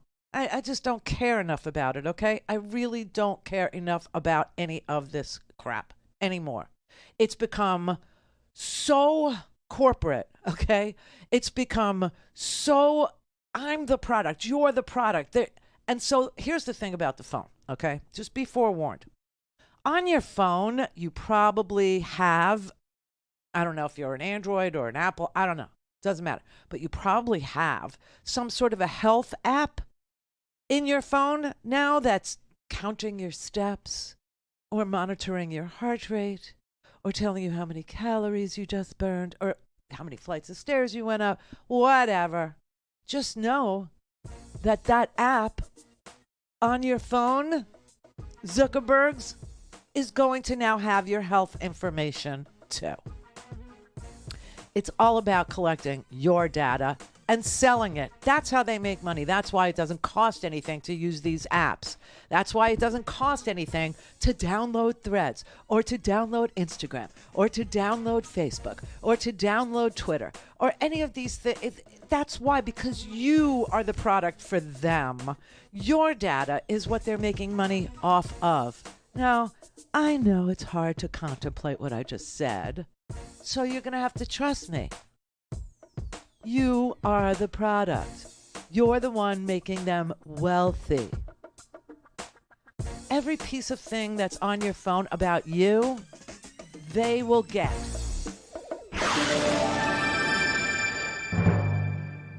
Call in, connect. To speak to Randi, call 561-270-3844. 561-270-3844. All right, everybody. Happy July. Yes, it's very, very freaking hot, but it is also the start of a new fiscal year. Yes, that's what it is, which may not mean a lot to you, but it means everything to us here at Free Speech because it's a new beginning, a new fiscal year, everybody. So happy New Year. Yeah, and I know that, unless you're a business person, that doesn't really, float your boat, but it is a big damn deal to us. And so, because it's a new beginning, we are doing $5 Friday, our very first $5 Friday for the first of the fiscal year to begin. And if you are one of the first, 30 people to make a donation of $5 recurring every month, $5, we will, not only make you part of our beautiful community, but we will actually get you a special year-end gift. We will invite you to events throughout the year. We will send you a free speech TV sustaining member perk. You will get a gift. I don't know exactly what's in it. I could tell you this, though. Last time I talked about the fact that I didn't know what Free Speech TV puts in their mystery box, all of a sudden I did get something in the mail from Free Speech TV, and it was a really good-looking T-shirt. It was a really good-looking one, FSTV on it, and it had some tote bags in it. Those were good, really good. But if you start a new monthly donation today during $5 Friday, you will get a mystery box as well in the mail. That will be a thank you from the people at Free Speech TV to you. If you're already a sustaining donor, consider increasing by $5 whatever your monthly gift has been. That would be a great thing to do. So give us a call to increase your sustaining donation by $5 or more at 877-378-8669. 877-378-8669. You can always do it at freespeech.org, as you know. Or you can text FSTV to 44321, and we'll send you a secure link. You can say you want to make it recurring, and when you want to stop it from happening every month, you just say stop, and it stops. It's just that simple. There is no muss, no fuss. But we will make sure that you get your free gift if you become a sustaining member today with a $5 recurring donation. So thank you very much from everybody that works at Free Speech TV. All right, Jeff in Pennsylvania. Oops, I didn't mean to throw the phone in your head. Huh? Shit. Yeah. Okay, then.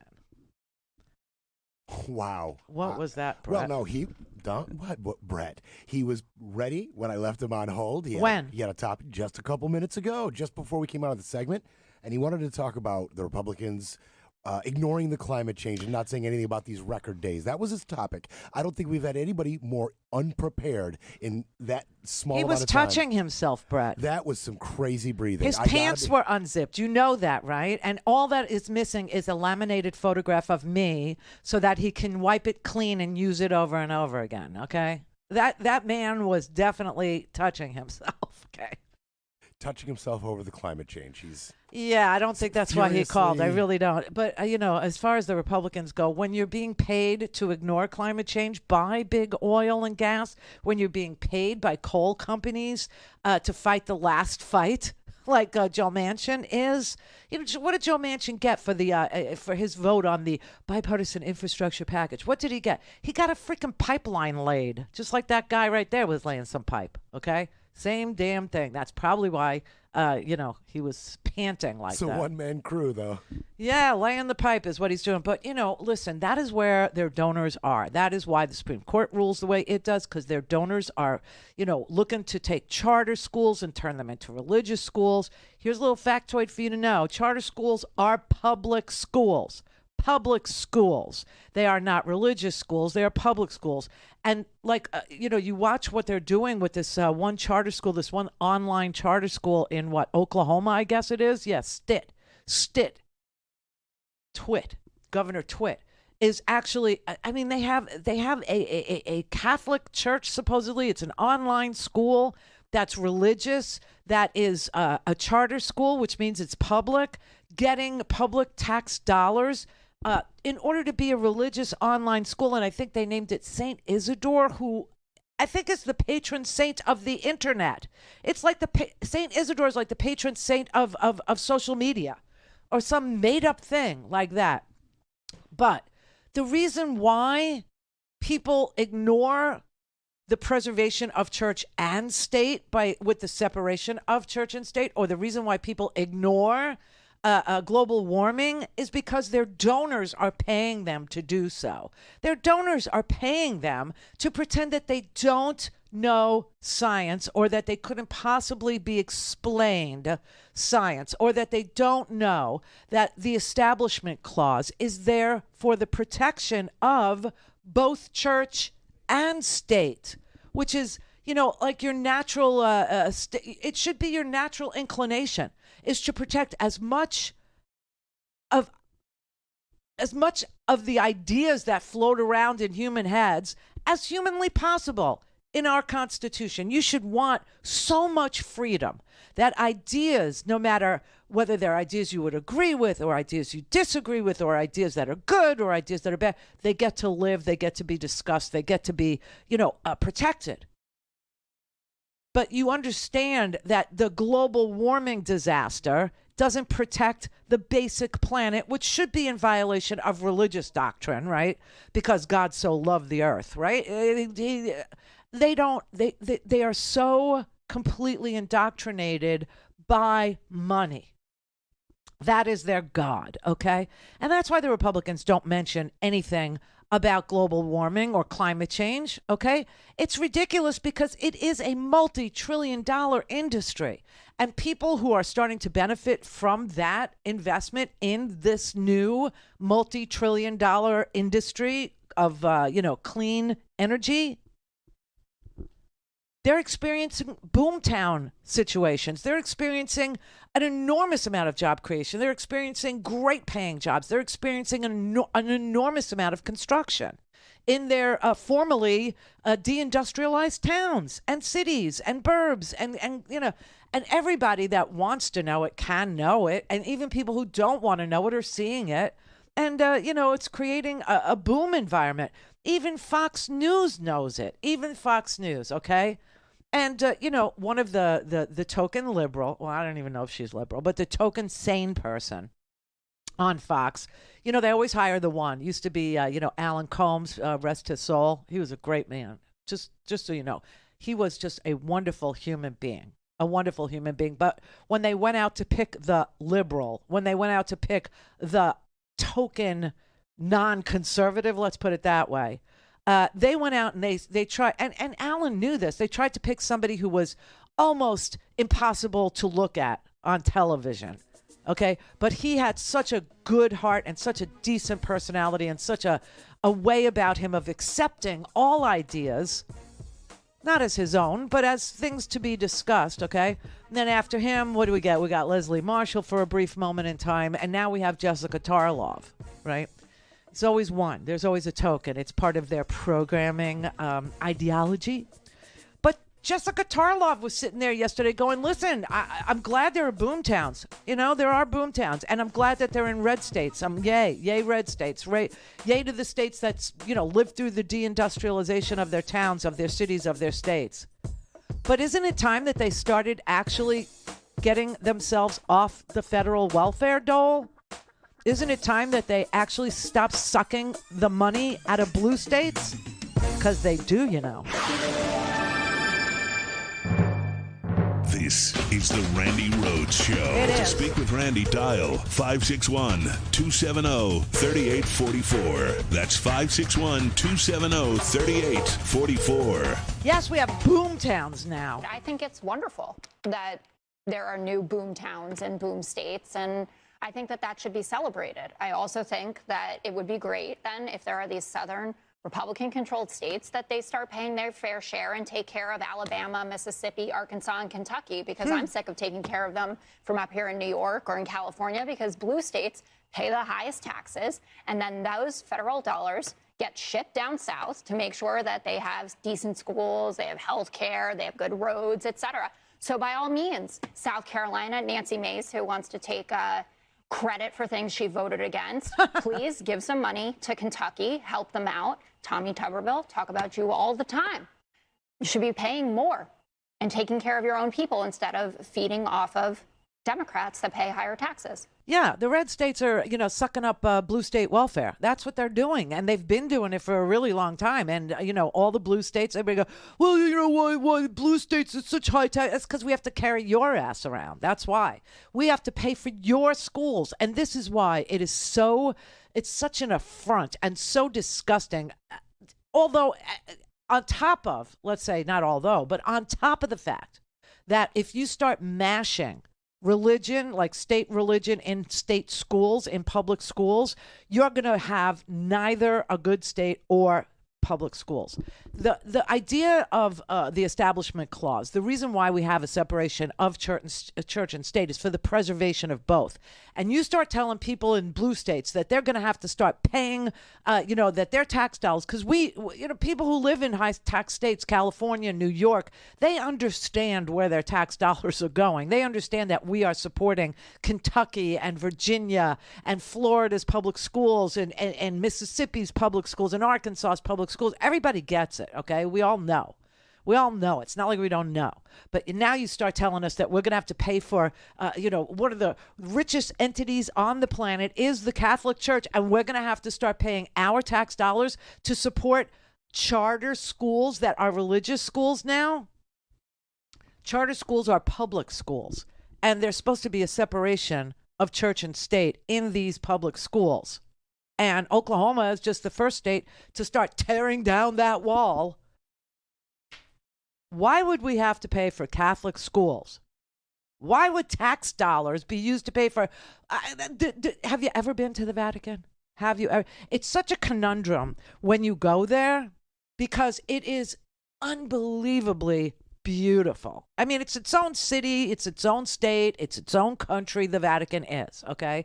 But besides for that, when you go in there and you look at the walls and the ceilings, the frescoes and the not just the Sistine Chapel and the Michelangelo up there, the creation, but the Raphaels, he liked color, And when you look at, the tapestries, my God, they go on and on and on and on down the hallways, It's the amount of wealth, the popes, the previous popes, the dead ones, they're all buried in gold coffins.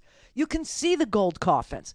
I mean, the amount of wealth that is just on display for a place that has as its charge to eliminate poverty. It's a little hard to hold that in your head, okay, when you go there, because you're so busy oohing and eyeing, because the art is exceptionally, it's over the top. It's majestic, okay? It just is. And if you have any feelings at all, the art that is on the ceilings and on the walls and in the floors and in the mosaics and in the tapestries, etc., everywhere you look, it's going to take your breath away. It is. Whether you know what you're looking at or you don't know, it doesn't matter. It's still going to, strike you. And then hold the idea in your head that everything that you're looking at that's moving your spirit, that's moving your soul, is priceless. And that isn't being used to cure poverty, okay? And that it's the wealthy. I mean, it's just they're invested in oil and gas. They're invested in, the same things that, the entire world is invested in. That's how much money they have. And so for me to have to pay high taxes so that I can now support a Catholic online school that's going to teach religion? No, I'm sorry, I'm out. I'm not doing that. I'm not having anything to do with that. And I don't know why it's always the conservatives that bring the cases, the conservatives that get in front of this Supreme Court and say, my religious freedom, my religion. You're not going to have any religious freedom because no matter what your religion is, unless it's this uber right-wing version of Catholicism, unless it's this, it's not going to survive. That's why we have a separation of church and state, so that you can have easy breezy Episcopalian, you can have Lutheran, you can have Hindu, you can have evangelical Christianity, you can have Judaism, you can have Catholicism. Once you start tearing down that wall and say tax dollars have to go pay for the Catholic Church, and that Catholic Church is going to indoctrinate your kids early and often, there is no more evangelical Christianity. There is no more Judaism. There is no more Hindu. There is no more Lutheran, Episcopalian, Methodist. There is no more. There is no more. So that's why we have a separation. And I'm telling you, the whole thing's falling apart. However, I digress. This is all about the fact that we are seeing a wonderful economy, a boomtown situation in many of these places that thought that they would never, ever see jobs come back. They would never, ever see good paying jobs. They would never see salaries of $100,000, $135,000. They would never see, an investment in their communities. They would never see 35,000 projects all at the same time. But that is what we're seeing. And the way it's being reported, I'm just going to quote Jennifer Rubin, who does a great job today in the Washington Post explaining to you how the media is covering the Biden boom, which is really what we should call it. The Biden boom and the Biden boom towns all wrong, okay? She said, she's looking at the way that the economic news is being covered. And she said, she quotes from, she did a fast, look through the newspapers of record. So she looked at the Wall Street Journal's headline this week, and it said, U.S. economy shows surprising vigor in first half of 2023. Then she looked at Axios, and Axios, their title, their headline was, the economy's latest upside surprise. And then she looked at Yahoo Finance, which is, ubiquitous on the internet. Quote, surprisingly strong U.S. economic data keeps recession fears at bay. Why are they continually surprised that investing in the bottom, growing an economy from the bottom up and the middle out actually works? Why are they feigning surprise that our theory of economics works better than trickle down? Why are they doing that? And she said, why are they continually surprised about the economy's strength after 30, she wrote 29, but today was 30, 29 consecutive months of job growth, inflation steadily declining, which is what we were talking about yesterday, durable goods having been up for 3 consecutive months, 35,000 new infrastructure projects, and an extended period in which real wages, the money that you bring home, real wages exceeded inflation. Outsized gains for lower wage earners. She's like, why do they report it like they're all so surprised?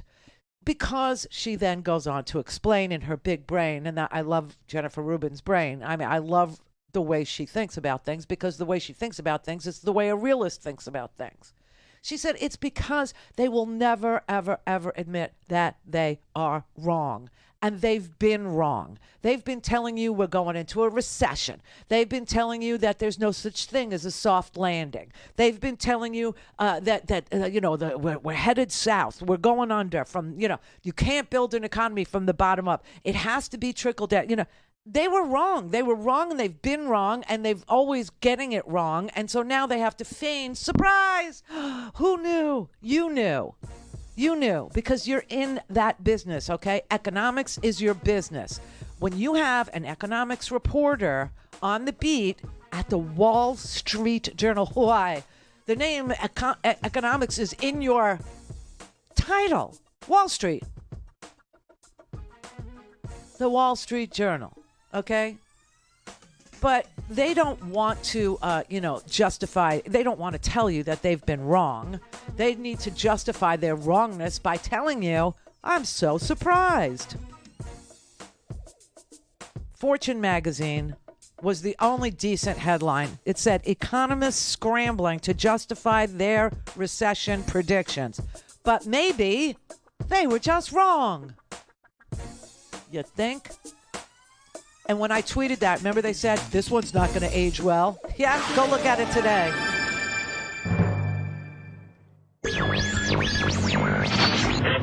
Mary had a little man. The fault. We believe that all men are created equal. To the magnificent mosaic that is America. From radio beacon to radio beacon. I have a dream. Change has come to America. Believe me. Help is on the way. Knock, knock. Who's there? It's a figment of your imagination. Randi Rhodes Show. Turn up your mind. Welcome to Threads. If your current social media platform has turned into a dumpster fire, you'll be pleased to notice that our dumpster is brand new and barely smoldering. Yet, some microblogging sites are run by entirely unlikable billionaires. Not ours. Threads is run by a billionaire who, I guess, looks pretty great by comparison. Do we harvest your data? Yep. But don't worry. We own Facebook and Instagram, and we already know your search history. Yes, you should get that rash checked out. You asked for a social media platform that was somehow both better than Twitter and exactly like it. And we were like, I don't know, how about this? Welcome to Threads.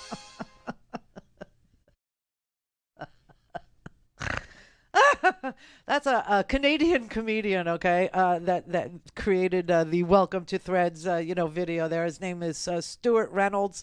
Shout out to you. That was perfect. That was just delish. It was the right amount of time. I wasn't crazy about the music, but it's exactly that.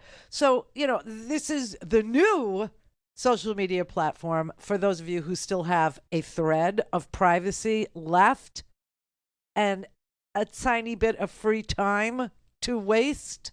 But like I said, remember, they're going to harvest every single thing you do on your phone into that particular platform. I mean, it's just designed to take your health information now. It's just designed to the search information, they already have it, which is why it's just a mobile app now. It's just on your phone. Whatever you have on your phone, Zuckerberg's going to get. It's all his, and it's his to sell. And, and the whole appeal of it is supposed to be for people who are creeped out by Elon Musk, which is a huge demographic, which is why they already got 30 million downloads in the App Store. 30 million people want another social media platform that they can give all their information to and waste their time with and judge themselves by. Yay! I don't know. So it doesn't benefit anybody. Nobody's going to be, feeling really good. Because, look, social media is to mental health the same way that emissions are to climate change, right?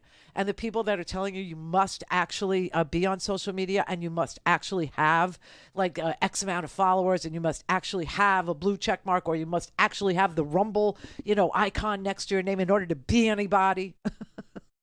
They're the same people that are telling you fossil fuels, baby, that's what makes America energy independent. No. So good luck with that is all I can say. Just good luck. Seth in Virginia. Hey, Randy, how are you? All right. So I think what's needed at this time, I think we're really floundering about what to do about the environment, and the fossil fuel industry is never going to change. They're going to try to get every drop of oil on this earth. That's fine. Let's make what they have worthless. What I suggest that we do is have a environmental relief day where we don't work, we don't drive, we don't use electricity, we don't consume, we don't add to this problem one little bit, like once a month. Once a month? Maybe sooner. Maybe like once every 2 weeks. Uh-huh. What do you think? I don't think anybody's down with you. I don't think anybody will do it. I really don't. I don't think it's something that anybody is going to say, hey, let's jump on the Seth bandwagon and let's not go to work and let's not buy anything and let's not, let's turn on. You know what? It's July. Let's turn off our air conditioning. Yeah. Are you crazy?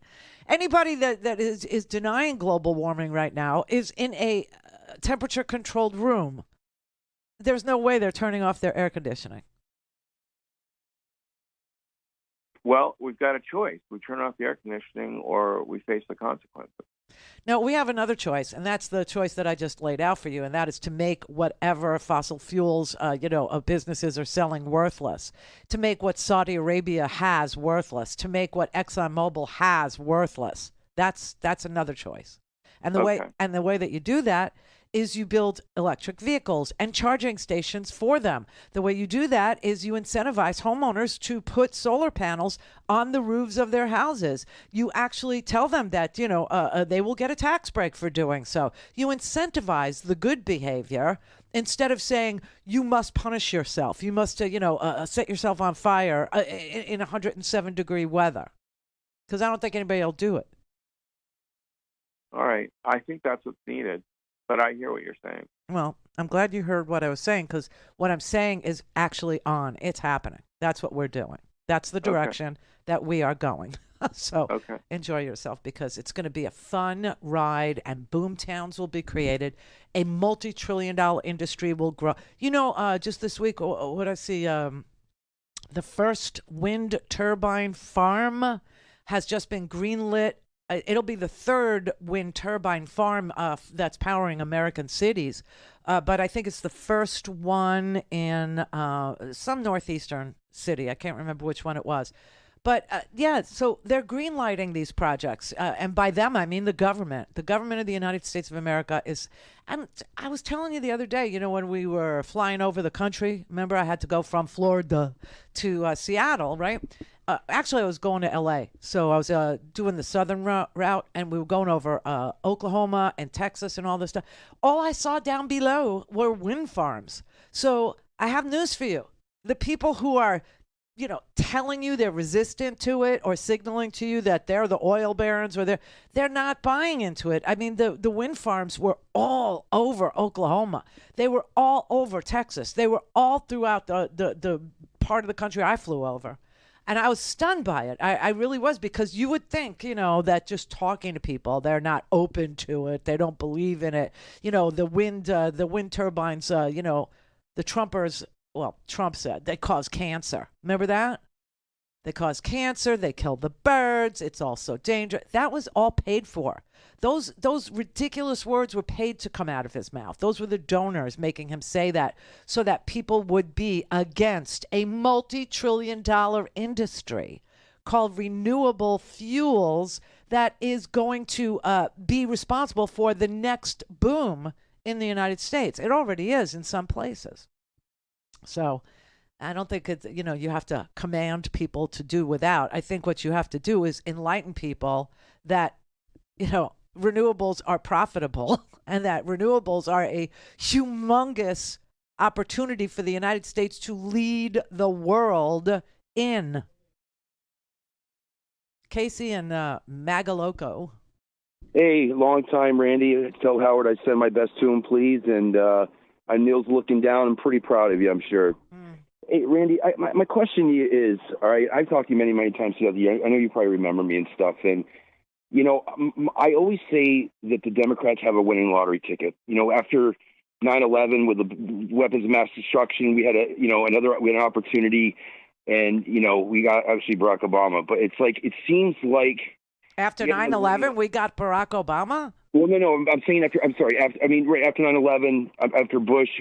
After Bush's presidency, we got Barack Obama. Yeah, after 8 years, of wars that we didn't need to fight, and after crashing the economy, we got Barack Obama, and then we handed him the keys and said, "Here, fix this car." He fixed the car, and then they drove it back into the ditch. Right. Well, that's what I'm saying. This is where I'm going with this. Is the Democratic Party, is it really this close? Like, I listen to CNN too. I listen to MSNBC. I even listen to conservative radio. I listen to you. I listen to Tom Hartman. I listen all across the board.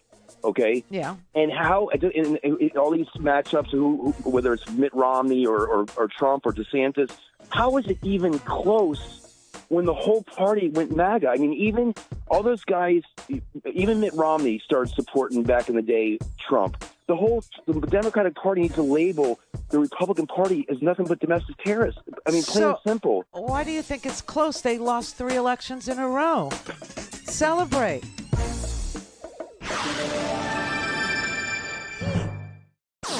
All things Randy at RandyRhodes.com. Go for launch. Speaking truth to power, the Randi Rhodes Show.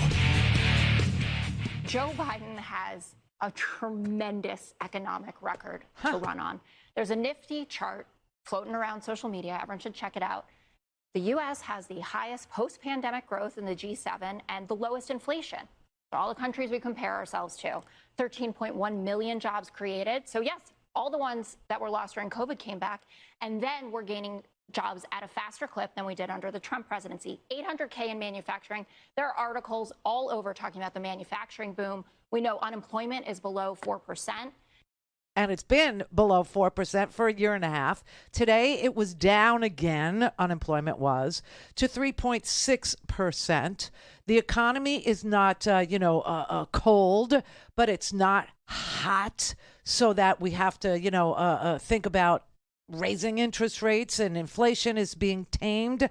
Of all the G7 countries, we went over this yesterday. I showed you the chart that they don't want you to. I mean, she's sitting there on a major television network, okay, Fox. That girl, Jessica Tarlov, is sitting on Fox News, and they won't show the chart of the G7 nations and how America stacks up to the G7, the 7 largest economies in the world, and how our inflation is the lowest of the largest economies in the world, and our growth is also the largest of all the large economies in the world. They won't even show it. She says, oh, it's on the internet. You have to go look for it. I mean, it's just so painful. But then you get the phone call from, Casey, who's a well-meaning person, okay, saying, why is it even close between Republicans and Democrats? Why is it... Listen, it isn't. That's the crazy thing. And like I said, the media is reporting the economy, the success that Biden has had with his economic policies, with the American Rescue Package, with the infrastructure bill, with the Chips and Science Act. All of these things, every single thing. And if you would have been able to add to it, and we could have without the freaking Supreme Court, who's bought and paid for now. Now we have to consider them as being political instead of being judicial, right? Because we know Harlan Crow's got a painting of him and Clarence and Leonard Leo at the lake. Not a photograph. He had it memorialized into an oil painting. This is what he considers art, that he was able to purchase successfully, a Supreme Court justice who would always rule in favor of the billionaires, who would give them Citizens United so that they could get some of the money too. I mean, it's so sick and it's so sad how the Republicans have paid for what they have inside our government, burrowed deep inside. But it's also amazing how Joe Biden understood the exact fight he was in, understood the lay of the land, if you will, if you must, if you may, and was able to beat them at a rigged game. And it's rigged in their favor. And still he was able to beat them. And nobody wants to give him credit. Nobody does, because they don't like his age. They don't like the fact that he's wise. They don't like the fact that, he doesn't have a booming Las Vegas act going for him, okay? That he's not, a performer. He's a workhorse, not a show horse, okay? And everything he has chosen to do, policy-wise, has worked out. And the idea that they didn't lose the last 3 elections that they were in is something that you're glossing over yourself. So don't call me and say, what about the Democrats? What about... Because it's you that's falling into this belief, this ideology that somehow Republicans are beating Democrats, or Republicans are close in the fight with Democrats, or that the economy is a close call. None of that is true. None of it. If you look at, ever since Donald Trump was elected in 2016, every single election after that, 2018, they lost the House, right? Remember that? Nancy Pelosi became Speaker of the House. Remember? Yeah. And then 2020, they lost the presidency. Remember that? And Donald Trump was so humiliated by that he chose to perpetuate another big, giant lie and get people to do violence because they believed that the lie was true. Well, now Rudy Giuliani, the I don't want to call it a behavioral board. I don't know what to call it. The professional, ethics panel that looked at Rudy Giuliani's law license, whether he should. They said no. They said he should not retain his law license. He ought to, have it. But they don't actually get to take it away. The disciplinary panel only gets to recommend. So the ultimate, a removal of his license to practice law will be in the D.C. Circuit Court of Appeals. So Rudy's cooked, okay? All these people that, why don't, I know it's slow. I know especially if you're looking for justice, that's really slow. But the economy is great, okay? They lost 18, the midterms. They lost 20, the presidential. 22, they lost the midterms. We have the Senate. That was supposed to be the big red wave. Remember that? And that's another thing. The media will not admit that they got that wrong, too. They will never tell you that this predicted red wave that they thought they were going to see in 22 in the midterms, and we were going to get hammered and the Democrats were going to get shattered, and they always do in the midterms. You always have the party in power of the party that retains the presidency always loses the midterm. That didn't happen. It didn't happen. We won the Senate, for God's sake. Remember that? And yes, we don't have the House, but only by 4 seats. 4. And one of them is Boebert, and she's about to go down in flames, too. I think the Freedom Crackers just kicked Marge out of their little club. I mean, it's not going well for them, okay? So please, orient yourself, that they keep losing. They keep losing, and tell everyone you know that is the truth, that the Republicans can't win. Hence, this is why, A, they want to cheat, right? And B, this is why they're using the Supreme Court as some sort of legislative body now, because they can't pass anything they want to pass because they can't win elections. They can't. Even Kevin McCarthy hasn't endorsed Donald Trump. I wonder why that would be. I'll tell you why that would be. Because if McCarthy endorses Trump and Trump loses, okay, he will be, not only will McCarthy not be the majority leader, but McCarthy will never be the minority leader. He will leave. He's done. He's cooked. So he's taking the best road he thinks for himself, and that is to not endorse Donald Trump. And why would that be? Because Donald Trump is a proven loser. So this crazy idea that's part of the propaganda is seeping into normal people's brains too. It's just propaganda, though. It's not true. Republicans they don't win elections. That's why the Supreme Court is acting as a legislature, and they're acting as a minority majority. And that's why Kevin McCarthy isn't endorsing Donald Trump, because his best bet is to not do that, because Donald Trump is a freaking loser. No, it isn't going to be close. It just might be boring. Real boring, but it won't be close. Not at all. the only person that really makes sense is Christy, and they hate him. Connect. To speak to Randy, call 561-270-3844. 561-270-3844. Oh, everybody, happy fiscal new year. I know everybody's celebrating. It is a big thing for Free Speech TV to start a fiscal new year because it's a new beginning for the people that work and toil and love Free Speech TV enough to sacrifice their time and attention to getting you the kind of independent media that you know to rely on, right? And so today is $5 Friday. What does that mean? What does that mean? Well, it means a lot of things. It means if you actually pledge $5, that's it. If you pledge $5 recurring every single month, a $5 donation, then we will send you a thank you gift. We will send you a mystery box. I don't know what's in yours. I can tell you I got like a mystery gift the other day out of the clear blue, and it was fabulous. I got this really good-looking Free Speech TV T-shirt, and I got a couple of tote bags, reusable, for the groceries and stuff. Fabulous, right? Well, if you start a new monthly donation today during $5 Friday, you will get a mystery box in the mail as a thank you from the Free Speech TV staff to you. And if you'd like to get a mystery box, but you're already a sustaining donor, just increase the amount that you give by $5 or more today by calling 877-378-8669 or donate online at freespeech.org or text FSTV to 44321, and we'll send you a secure link, and we'll get you some thank you gift too in the mail, because we appreciate every single thing that you do in order to help Free Speech TV stay on the air, and it's been doing that for 25 years thanks to you. So $5 Friday, it's on. Please do so. Any way that you choose is fine with me. All right, Ben in California. Hi, Randy. Hey, Ben.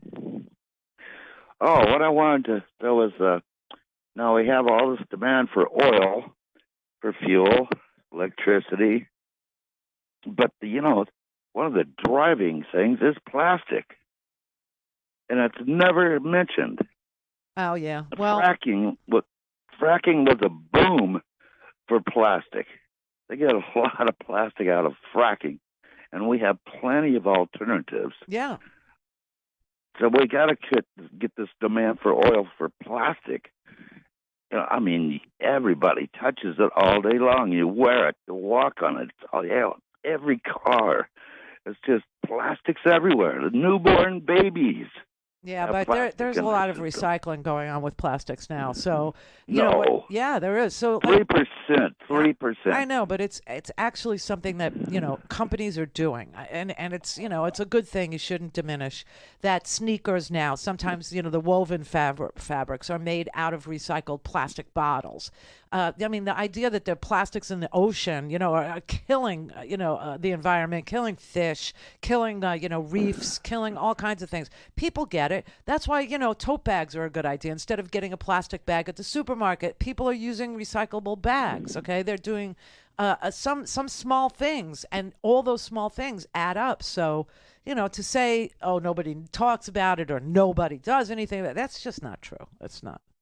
I'm sorry that we only recycle something like 3% of recyclables. Well, that's what you put in the bin. When you put stuff in the bin, it doesn't get recycled the way that you might think it does. But people are repurposing plastics now and making things out of those plastic bottles, making things out of plastic bags, making things out of things that used to just go to a landfill. People are repurposing them. That's kind of cool, and it should be applauded. Oh, I like it, but it's just not enough. Right, it's not. Just a very small percentage. But it's still so small. What we got to do is replace oil-based plastics. They're not going to stop making oil-based plastics until we get an alternative, and we have plenty of I just gave you an alternative. I'm sorry, what? I just gave you alternatives, lots of them. Recycling, period. No, I'm not sorry. just recycling, but I'm talking about using canvas bags instead of plastic bags. Use paper bags again instead of plastic, right? The way that that's good, yes. Okay, so people are doing some of that, and you're just like, well, that's not enough. Well, it's never going to be enough, okay? It's just never, because enough is never enough. And, so what are you going to do? Just trash it as it's happening? Because it's not happening enough or it's not happening fast? No, I didn't trash that at all. I'm just saying that we need to start bringing in the alternatives when they're actually manufacturing. Okay, let's do it this way. When you say we need, who's we? The human race. The human race does not produce plastic. The human race does not produce, what do you call it? Fracking. Companies do.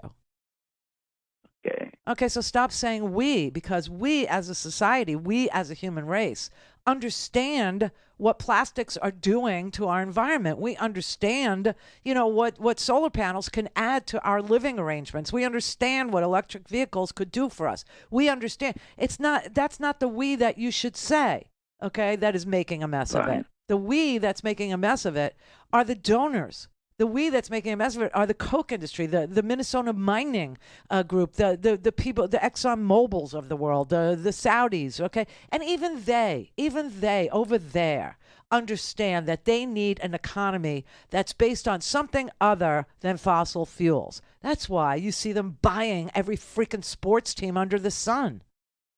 Well, I agree. I agree with you totally, Randy. I just don't see the subsidies going to, alternative plastics. I don't see well, then you're not looking. Any mention of it in any of the people that manufacturing.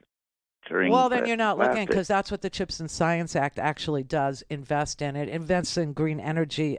Everything related to the CHIPS and Science Act is related to infrastructure projects using green energy. In fact, you know what I just saw? I saw the project in Philadelphia. You remember that bridge that got blown out by a gas truck, okay? Right. Yeah. Okay, so you had this truck carrying fossil fuels, and it blew up under this, overpass on I-95. And they were able to build it back in 12 days. And you know what materials they used to create these new walls instead of, asphalt, and instead of, the fossil fuel-based things that we usually see in road building, right? The petroleum-based road building materials, they used plastic bottles. They repurposed them. Well, that's I didn't know about that. Yeah, and that's because... That's amazing. I love it. But that's what we did as a country. That's what we incentivized to build back better. Absolutely. Okay, so the idea that you think we need to fill in the blank. No, we're already doing it. That's what I'm telling you. And you need to celebrate that. You need to understand that the infrastructure package, the CHIPS and Science Act, Build Back Better was a huge package. We couldn't get the whole thing passed. Why? Because there was too much investment in green energy, meaning to the detriment of fossil fuels. And it was going to kill their subsidies, which they still get. And yes, it's an affront that we still subsidize the thing that's killing us. But we beat them. This is the Randi Rhodes Show. To speak with Randi, dial 561-270-3844. That's 561-270-3844.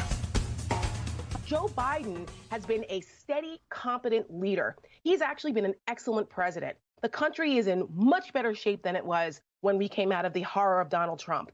But he's not getting the credit for it. Why? Because Democrats continue to infight. They keep talking about, is Biden too old? And what about this over there? And then the progressives do this and this one does that. They've got to stop that. This is the reality of the situation. You have to play the game that you're in. And the game that you're in is Joe Biden is going to be the nominee. And he actually has a lot of policy wins that the American people are benefiting from and will benefit from his steady, competent leadership. And guess what? We don't have to worry about him being a national security threat or selling our country out to Russia, China, Iran or any of our, or the Saudis or any of our other enemies out there. We have someone who actually believes in restoring the soul of America, that understands the importance of democracy and freedom and rights for everyone, versus Donald Trump and where the Republicans are going. So I'll say it again. Democratic friends of mine, for the love of God, spend this summer promoting Joe Biden's accomplishments and the positive vision for America, and contrast that with what the Republicans are not only saying, but what they've already done and what they're telling you they'll do again. Yes, and that she's a Republican. Okay, she is, and so is Michael Steele. Michael Steele was the head of the Republican National Committee. He was the chairman of the Republican Party, right? And he's still a Republican. He hasn't renounced his party. He said he wants to be a Republican so that he can save what he thinks is left of the reputation of being a Republican, right? And people are trying to tell Michael Steele it's over, it's done, it's Trumpified, it's never gonna. But he still wants to fight for the Republican Party because he believes that there should be at least two parties in this country, and on that score, he's not wrong. He's not wrong. Okay, and so kudos to him.